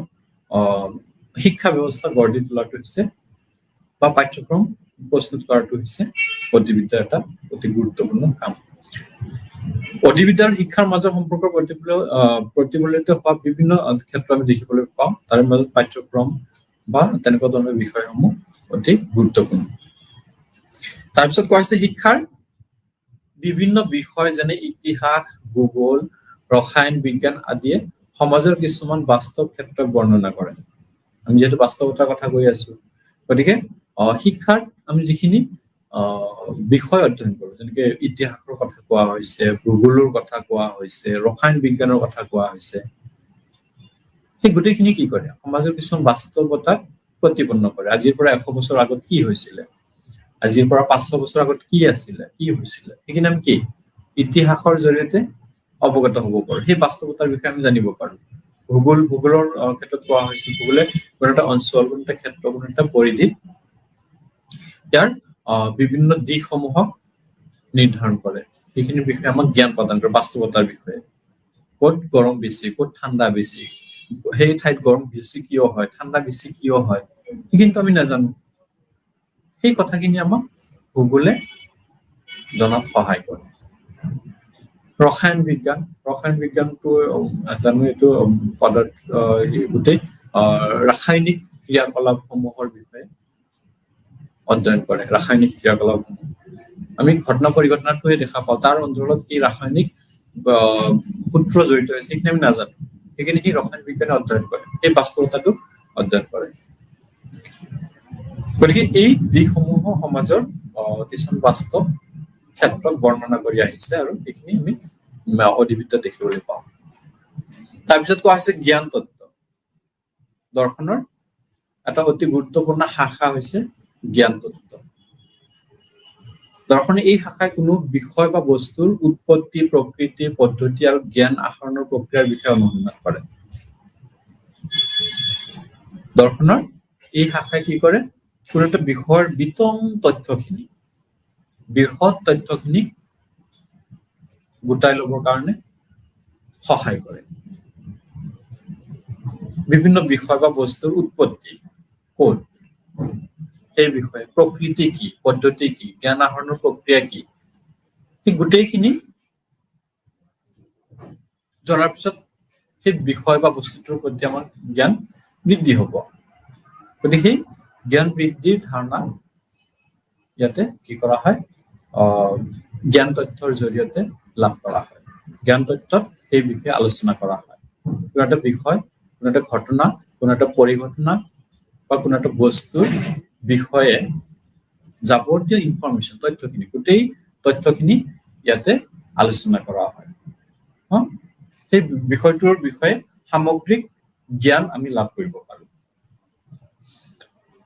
এই দৰ্শনে এই শাখাই কিছুমান প্ৰশ্নৰ অনুসন্ধান কৰে কিছুমান প্ৰশ্নৰ অৱতাৰণা কৰে কিছুমান প্ৰশ্নৰ উত্তৰ বিচাৰি ফুৰে যে আমি কি জানিম প্ৰথমতে কোৱা হৈছে আমি কি জানিম আমি কি শিকিব লাগে সেইটো প্ৰশ্ন আমি কেনেকুৱা ধৰণৰ বিষয় শিকিব লাগে কি জানিম আমি কেনেকৈ জানিম যদি আমি ধৰিলো যে এইখিনি বস্তু মই জানিব লাগে আমি সেইখিনি কেনেকৈ জানিম সেই প্ৰশ্ন তাৰপিছত আমি কি প্ৰক্ৰিয়াৰে জানিম আৰু লাষ্টত কৈছে সত্যটো কি সেইখিনি এই প্ৰশ্নসমূহে অনবৰতে জ্ঞান আহৰণৰ যোনটো পিপাসু বুলি কোৱা হয় জ্ঞান আহৰণৰ প্ৰতি থকা পিয়াস ধাউতি মনোভাৱ সেইটোক প্ৰতিপন্ন কৰে গতিকে কোনো এটা বিষয় বা ক্ষেত্ৰৰ সামগ্ৰিক তথ্যখিনিৰ বিষয়ে অধ্যয়ন কৰা দৰ্শনৰ শাখাটো হৈছে জ্ঞান তত্ত্ব জ্ঞান তত্ত্বই বিভিন্ন বিষয়ৰ জ্ঞান প্ৰদান কৰে বিভিন্ন ঘটনা পৰিঘটনাৰ বিষয়ে জ্ঞান প্ৰদান কৰে তাৰপিছত এই শাখাই এই যিখিনি আমি প্ৰশ্ন ইয়াতে দেখা পালো যে আমি কি জানিম এইটো এটা প্ৰশ্ন মই কিবা এটা বস্তুৰ বিষয়ে জানিব বিচাৰিছো এতিয়া কি জানিম মই সন্মুখত বহুত বস্তু আছে কোনটো জানিম সেইটো এটা প্ৰশ্ন তেতিয়া জ্ঞান তত্ত্বৰ আধাৰত এইটো কোৱা হৈছে যে কোনটো বস্তু মোৰ কাৰণে বেছি গুৰুত্বপূৰ্ণ জানিবৰ কাৰণে মই কোনটো বস্তু অতি গুৰুত্বপূৰ্ণ সেইখিনি জ্ঞান তত্ত্বই মোক ইংগিত বহন কৰিব যে এই বস্তুটো তোমাৰ কাৰণে জনাটো অতি প্ৰয়োজন গতিকে এইখিনি তুমি জানিব লাগে কেনেকৈ জানিম যদি গম পালো এই বিষয়টোৰ ওপৰত মোৰ জ্ঞান নাই নলেজ নাই এই বিষয়টো মই নাজানো গতিকে সেই বিষয়টো মই জানিব লাগে থিৰাং কৰিলো তাৰপিছত আমি কেনেকৈ জানিম এতিয়া যেতিয়া মই ভাবিলো এই বিষয়টোৰ ওপৰত মোৰ দেখোন একো জ্ঞান নাই মই এই বিষয়টোৰ ওপৰত অলপ জ্ঞান আহৰণ কৰিব লাগে তথ্য লাভ কৰিব লাগে তেতিয়া মই প্ৰশ্ন হল মই কেনেকৈ জানিম তাৰ কাৰণে বিভিন্ন চিন্তা চৰ্চাৰ পিছত পদক্ষেপ গ্ৰহণ কৰা হ'ল আৰু লাষ্টত কোৱা হৈছে যে প্ৰক্ৰিয়াটো কি কেনেকৈ জানিম আৰু প্ৰক্ৰিয়া দুটা বহুতখিনি মিল আছে সেই প্ৰক্ৰিয়াটো নিৰ্ধাৰিত প্ৰক্ৰিয়া বা পদ্ধতিটো আমি গম পালো কেনেকৈ জানিম সেইটো আমি কৰাৰ পিছত থিৰাং কৰাৰ পিছত প্ৰক্ৰিয়াটো বা পদ্ধতিটো আমি নিৰ্ধাৰণ কৰিব লাগিব পদ্ধতি নিৰ্ধাৰণ কৰাৰ পিছত আমি সেইখিনি কি কৰিম বিশ্লেষণ কৰিম সত্যটো কি যিখিনি জানিব বিচাৰিছিলো যিখিনি জানিব খুজিছিলো সেই জানিব বিচৰাটো সত্য হয় নে নহয়, সঁচা হয় নে নহয়, সেইখিনি জানিবলৈ আমি জ্ঞান তথ্যৰ সহায় ল'ব লাগিব। জ্ঞান তত্ত্ব আৰু শিক্ষা, জ্ঞান তত্ত্ব সকলো বিষয়ৰ লগত জড়িত হোৱা এক ধাৰণা। জ্ঞান তত্ত্ব সকলো বিষয়ৰ লগত জ্ঞান তত্ত্ব জড়িত হৈ আছে, সকলো। কোনো এটা নতুন নীতি, নতুন ফৰ্মুলা, নতুন সূত্ৰ, নতুন ধাৰণা, তাত কি হৈ আছে, জ্ঞান জড়িত হৈ আছে। যোনটো বিষয় মই নাজানো, সেই বিষয়টোৰ বিষয়ে যেতিয়া মই ইনফৰমেশ্যন বা তথ্য লাভ কৰিম, বিষয়টোৰ ওপৰত মোৰ জ্ঞান আহিব। গতিকে সেইটো জ্ঞান তত্ত্বই সামৰি লয়। জ্ঞান তত্ত্বই সকলোবোৰ বস্তু, এনেকুৱা এটা বস্তু নাই যোনটো বস্তু জ্ঞান তত্ত্বত সামৰি লোৱা নাই। যিমানখিনি বস্তু জ্ঞানীয় বা জ্ঞানমূলক বস্তু, যাৰ পৰা আমি জ্ঞান আহৰণ কৰিব পাৰো, সেই গোটেইখিনি ইয়াৰ পৰিসৰত সামৰি লোৱা হৈছে। গতিকে শিক্ষাৰ এটা প্ৰধান লক্ষ্য কি? শিক্ষাৰ এটা প্ৰধান লক্ষ্য হৈছে শিক্ষাৰ্থীসকলক কি কৰা, জ্ঞান প্ৰদান কৰা, বিভিন্ন বিষয়, বিভিন্ন ক্ষেত্ৰ, বিভিন্ন ধাৰণা, বিভিন্ন হেৰিৰ ওপৰত, পৰিস্থিতিৰ ওপৰত জ্ঞান প্ৰদান কৰা। গতিকে শিক্ষাৰ লগত সেই জ্ঞান তত্ত্ব এটা অতি নিবিড় সম্পৰ্ক, এৰাব নোৱাৰা সম্পৰ্ক। যদি শিক্ষাৰ্থীসকল জ্ঞান আহৰণ কৰিব বিচাৰে, তেতিয়াহ'লে জ্ঞান তত্ত্বৰ সহায় ল'বই লাগিব। গতিকে জ্ঞান তত্ত্ব সকলোবোৰ বিষয়ৰ লগত জড়িত হোৱা এক ধাৰণা। দ্বিতীয়তে কোৱা হৈছে অধ্যয়নৰ প্ৰতিটো বিষয়ৰে নিজস্ব কিছুমান বিভাগীয় জ্ঞান বা ধাৰণা থাকে, যিয়ে বিষয়টোক অইন বিষয়তকৈ পৃথক কৰে। জ্ঞান তত্ত্ব আমি শিক্ষাত কি কৰো, বিভিন্ন বিষয়ৰ ওপৰত জ্ঞান আহৰণ কৰো, বিভিন্ন বিষয়, যেনেকে শিক্ষা, ৰাজনীতি বিজ্ঞান, অৰ্থনীতি, ইতিহাস, ভূগোল, এইবিলাক একোটা অধ্যয়নৰ বিষয়বস্তু, এটা বিভাগ। আৰু সেই প্ৰত্যেকটো বিষয়ৰ নিজস্ব কিছুমান কি থাকে, জ্ঞানৰ ধাৰণা থাকে, যোনটো অন্যতকৈ পৃথক, অন্যৰ লগত নিমিলে। শিক্ষাৰ বিষয় এটা পলিটিকেল চায়েন্স বা ৰাজনীতি বিজ্ঞানৰ লগত নিমিলে। শিক্ষাৰ ধাৰণা এটা হিষ্ট্ৰীৰ লগত নিমিলিব পাৰে। গতিকে ইয়াতে কোৱা হৈছে যে প্ৰতিটো বিষয়ৰ নিজস্ব কিছুমান বিভাগীয় জ্ঞান থাকে। এতিয়া শিক্ষাৰ বিষয়ত জ্ঞান লাভ কৰা ব্যক্তি এজনে তেওঁ ৰাজনীতি বিষয়ত দক্ষ হৈ উঠিব পাৰে।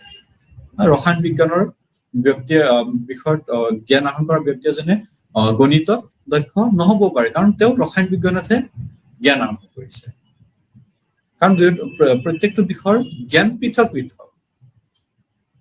সেই কথাটো কোৱা হৈছে যে সেই প্ৰত্যেক বিভাগৰ বিশেষ জ্ঞানখিনি অইন বিভাগতকৈ পৃথক কৰিছে, আৰু জ্ঞান তত্ত্বই সেই কথাটো ইয়াতে প্ৰতিপন্ন কৰে যে আমি শিক্ষাত জ্ঞানৰ ধাৰণাটো প্ৰদান কৰিব লাগে, আৰু সেই জ্ঞান তত্ত্বৰ আধাৰতে সেইখিনি আমি সম্পূৰ্ণ কৰিব লাগে। প্ৰতিটো বিষয় কিছুমান নীতি বা সূত্ৰৰ আধাৰত গঢ়ি উঠে, যি জ্ঞান বিজ্ঞানৰ আধাৰত প্ৰতিষ্ঠিত। প্ৰত্যেকটো বিষয়ৰ কিছুমান নীতি বা সূত্ৰ থাকে, প্ৰত্যেকটো। যেনেকে শিক্ষাত আমি কিছুমান হেৰি পাওঁ, শিক্ষণৰ সূত্ৰসমূহ আছিলে, শিক্ষাদানৰ নীতিসমূহ আছিলে, শিক্ষাদানৰ তথ্যসমূহ আছিলে, শিক্ষণৰ তথ্যসমূহ আছিলে। সেইবিলাক কি একোটা জ্ঞানৰ ভাণ্ডাৰ বুলি কোৱা হৈছে। সেই তথ্যটো শিক্ষণৰ, যদি আমি সংযোগবাদ তথ্যৰ কথা কওঁ, শিক্ষণৰ সংযোগবাদ তথ্য কি? শিক্ষণৰ সংযোগবাদ তথ্যৰ বিষয়ে শিক্ষাৰ বিভাগৰ মানুহ এজন যোনে এডুকেশ্যনটো কৰিছে, তেওঁ ধুনীয়াকে ক'ব পাৰিব, বুজিব পাৰিব। কিন্তু মই মেথছৰ এজন মানুহক যদি কওঁ যে সংযোগবাদ তথ্যৰ বিষয়ে কওকচোন, তেওঁ একো ক'ব নোৱাৰে, কাৰণ তেওঁৰ সেই বিষয়ে ধাৰণা নাই, জ্ঞান নাই। গতিকে প্ৰত্যেকটো বিষয়ৰে কিছুমান নিজাকে সূত্ৰ, নীতি বা তথ্য থাকে, আৰু সেই তথ্যসমূহৰ আধাৰতেই জ্ঞান বিজ্ঞানৰ ধাৰণাটো গঢ় লৈ উঠে। এইটো প্ৰত্যেক বিভাগতে আমি দেখিবলৈ পাওঁ। বিভাগীয় জ্ঞানে মানুহক অধিক অভিজ্ঞ আৰু দক্ষ কৰি তোলে। বিভাগীয় জ্ঞানে এজন মানুহক অধিক অভিজ্ঞ আৰু দক্ষ কৰি তোলে। অলপ আগতে যোনটো ক'লো যে শিক্ষা বিষয়ৰ শিক্ষক এজন, এডুকেশ্যনৰ টিচাৰ এজনক যদি মই শিক্ষণৰ তথ্য এটাৰ কথা কওঁ, বা সংযোগবাদ তথ্য বা অনুবন্ধনবাদ তথ্য, সেই বিষয়ত তেওঁ অভিজ্ঞ, তেওঁ দক্ষ, কাৰণ সেইখিনি বিষয়ত তেওঁ জ্ঞান আহৰণ কৰিছে। সেইটো তেওঁক দক্ষ কৰি তুলিছে, অভিজ্ঞ কৰি তুলিছে। কিন্তু মেথছৰ টিচাৰ এজন, পলিটিকেল চায়েন্সৰ টিচাৰ এজনক মই যদি সেই বিষয়ে সুধো, তেওঁ ক'ব নোৱাৰিব, কাৰণ তেওঁ শিক্ষা বিষয়ে দক্ষ নহয়। এতিয়া শিক্ষা বিষয়ৰ শিক্ষক এজনক আকৌ পলিটিকেল চায়েন্স বা ৰাজনীতি বিজ্ঞানৰ কিছুমান ধাৰণা সুধিলে ক'ব নোৱাৰিব পাৰে, মেথছৰ কিছুমান ফৰ্মুলাৰ কথা সুধিলে ক'ব নোৱাৰিব পাৰে, কাৰণ সেই বিষয়ে তেওঁ দক্ষ নহয়, অভিজ্ঞ নহয়। গতিকে সেই কথাটো কৈছে যে বিভাগীয় জ্ঞানে মানুহক অধিক অভিজ্ঞ আৰু দক্ষ কৰি তোলে, আৰু যোনটো জ্ঞান বিজ্ঞানৰ জ্ঞান তত্ত্বৰ অধীনত পৰিলক্ষিত হোৱা এক অতি গুৰুত্বপূৰ্ণ দিশ। তাৰপিছত আহিল মূল্যবোধ। দৰ্শনৰ আন এটা অতি গুৰুত্বপূৰ্ণ দিশ হৈছে মূল্যবোধ, গুৰুত্বপূৰ্ণ শাখা হৈছে মূল্যবোধ। আমি প্ৰথমতে কি কৰিলো, মেটাফিজিক্স বা অধিবিদ্যাৰ জৰিয়তে আমি কি কৰিলো, কোনো এটা বস্তুৰ ৰিয়েলিটি, বাস্তৱতাৰ বিষয়ে আমি গম পালো। এপিষ্টেমোলজি বা জ্ঞান তত্ত্বৰ জৰিয়তে আমি সেই বস্তুটোৰ যিখিনি ইনফৰমেশ্যন, তথ্য সেইখিনি লাভ কৰিলো, জ্ঞানখিনি লাভ কৰিলো। এতিয়া মূল্যবোধে আকৌ কি কৰিছে যে সেই গোটেইখিনি লাভ কৰাৰ পিছত সেই বস্তুখিনি কিমান গ্ৰহণযোগ্যতা আছে, আমি সকলোৱে আচৰণ প্ৰদৰ্শন কৰো, সেই আচৰণৰ কিমান গ্ৰহণযোগ্যতা। যদি গ্ৰহণযোগ্য আচৰণ হয় তেতিয়াহ'লে সেইটো মূল্যবোধৰ আধাৰত পৰিচালিত হ'ব, আৰু যদি গ্ৰহণযোগ্যতা নাথাকে তেতিয়াহ'লে তাৰ মূল্যবোধ নাথাকে। দৰ্শনৰ এই শাখাই নীতি আৰু মূল্যবোধৰ বিষয়ে আলোচনা কৰে। নীতি আৰু মূল্যবোধৰ বিষয়ে মই কিবা এটা আচৰণ প্ৰদৰ্শন কৰাৰ পিছত সেই আচৰণটোৱে যদি বেলেগক হাৰ্ম কৰে, বেলেগক ক্ষতি কৰে, তেতিয়াহ'লে সেইটো মূল্যবোধৰ আধাৰত পৰিচালিত আচৰণ নহয়। মূল্যবোধে কি কৰে, কোনো এটা ক্ষেত্ৰ বা কোনো এটা বিষয়ক গ্ৰহণযোগ্যতাৰ আধাৰত বিবেচনা কৰা হয়। যদি আমি গ্ৰহণ কৰিব নোৱাৰো তেতিয়াহ'লে সেইটো মূল্যবোধ নাথাকে। আমি সাধাৰণ অৰ্থত আমি এইটো মূল্য শব্দটো আমি বস্তু কিনাৰ সময়ত যেনেকে আমি মূল্য শব্দটো ব্যৱহাৰ কৰো, তেনে ক্ষেত্ৰত আমি যদি চাওঁ, কোনো এটা বস্তু যোনটো মোৰ প্ৰয়োজন সেইটো মই টকা দি কিনিম, যোনটো মোৰ কাৰণে প্ৰয়োজন, মোৰ প্ৰয়োজনখিনি পূৰণ কৰিব পাৰো, তাৰমানে ইয়াৰ গ্ৰহণযোগ্যতা আছে। কোনো এটা বস্তু যাৰ গ্ৰহণযোগ্যতা নাই, মোৰ কাৰণে প্ৰয়োজনীয় নহয়, সেই বস্তুটোক মই মূল্য নিদিওঁ, গুৰুত্ব নিদিওঁ। সেইটো সাধাৰণ কথা। সেই বস্তুখিনি আমি আচৰণত যদি চাওঁ, ব্যৱহাৰত যদি চাওঁ, মানুহৰ দৈনন্দিন জীৱনত যদি চাওঁ, সেই একেখিনি বস্তু। মই কিবা এটা আচৰণ কৰিলো, সেই আচৰণটো যদি বেলেগৰ হাৰ্ম কৰিছে, বেলেগৰ কাৰণে গ্ৰহণযোগ্য নহয়, তাৰমানে মোৰ সেই আচৰণৰ মূল্যবোধ নাথাকে, মূল্য নাথাকে। আৰু মোৰ আচৰণে যদি বেলেগক হাৰ্ম কৰা নাই, বেলেগক ক্ষতি কৰা নাই, বেলেগক উপকাৰ কৰিছে, তেতিয়াহ'লে সেইটো মূল্যবোধৰ ভিতৰত পৰিব। একদম সাধাৰণ কথা। গতিকে দৰ্শনে এই শাখাই মূল্যবোধ সম্পৰ্কে আলোচনা কৰে, ভেলিউজ। আমি অধিবিদ্যা, বাস্তৱতা বা ৰিয়েলিটিৰ বিষয়ে আলোচনা কৰা বুলি পালো। এপিষ্টেমোলজি বা জ্ঞান তত্ত্বই জ্ঞান সম্পৰ্কে আলোচনা কৰে, আৰু এক্সিঅলজি বা মূল্যবোধ, এক্সিঅলজি বা মূল্যবোধে কি কৰে, কোনো এটা বস্তু বা কোনো এটা বিষয়, কোনো এটা আচৰণৰ গ্ৰহণযোগ্যতাৰ বিষয়ে আলোচনা কৰে। সেই আচৰণৰ গ্ৰহণযোগ্যতা কিমান এইখিনি আলোচনা কৰে। নীতি আৰু সৌন্দৰ্যৰ ধাৰণা উমান ল'বৰ বাবে এই শাখাৰ সহায় লোৱা হয়। নীতি আৰু সৌন্দৰ্যৰ ধাৰণা, নীতি আৰু মূল্যবোধ ওতঃপ্ৰোতভাৱে জড়িত হৈ থকা বিষয়। মই যেতিয়া কোনো এটা আচৰণ প্ৰদৰ্শন কৰিম, মই নিজৰ নীতিৰ আধাৰত কৰিম। তাৰমানে মই যদি ভাল আচৰণ প্ৰদৰ্শন কৰিছো, মোক সকলোৱে নীতিবান বুলি ক'ব। মোৰ আচৰণ যদি সকলোৱে গ্ৰহণ কৰিব পাৰিছে, মোৰ আচৰণ যদি কাকো হাৰ্ম কৰা নাই, তাৰমানে মোক নীতিবান ব্যক্তি হিচাপে মানি লব। আৰু যদি মোৰ প্ৰত্যেকটো আচৰণে বেলেগ মানুহক হাৰ্ম কৰে, বেলেগ মানুহে গ্ৰহণ কৰিব নোৱাৰে, তেনে ক্ষেত্ৰত মোক নীতিবান বুলি ক'ব নোৱাৰে, মোক নীতিবান বুলি নকয়। গতিকে নীতি আৰু সৌন্দৰ্যৰ ধাৰণাৰ উমান ল'বৰ বাবে মূল্যবোধ এই শাখাটোৱে বিতংভাৱে অধ্যয়ন কৰে। সৌন্দৰ্যৰ কথা ক'বলৈ যাওঁতে আমি দুই প্ৰকাৰ সৌন্দৰ্য দেখিবলৈ পাওঁ। এটা হ'ল বাহ্যিক আৰু এটা হ'ল আভ্যন্তৰীণ। প্ৰত্যেক বস্তুৰ, প্ৰত্যেক ক্ষেত্ৰৰে দুটাকে সৌন্দৰ্য থাকে। এটা হ'ল বাহ্যিক সৌন্দৰ্য আৰু এটা হ'ল আভ্যন্তৰীণ সৌন্দৰ্য। বাহ্যিক সৌন্দৰ্য যোনটো আমি চকুৰে দেখা পাওঁ, আমি ইন্দ্ৰিয়ৰ জৰিয়তে অনুভৱ কৰিব পাৰো, সেইটো হৈছে বাহ্যিক সৌন্দৰ্য। আভ্যন্তৰীণ সৌন্দৰ্য যোনটোক আমি কি কৰিব নোৱাৰো, ইন্দ্ৰিয়ৰ জৰিয়তে যাক আমি উমান ল'ব নোৱাৰো, সেইটো হ'ল আভ্যন্তৰীণ। উদাহৰণস্বৰূপে ক'ব পাৰো, আমি কি কৰো, দৈনন্দিন জীৱনত আমি কাপোৰ যেতিয়া আমি ক্ৰয় কৰিব যাওঁ কিনিব যাওঁ সেই কাপোৰ প্ৰিয় শিক্ষাৰ্থীসকল আজিলৈ আমাৰ সময় শেষ হৈ আহিছে আজিলৈ ইমানতে এৰিছো নমস্কাৰ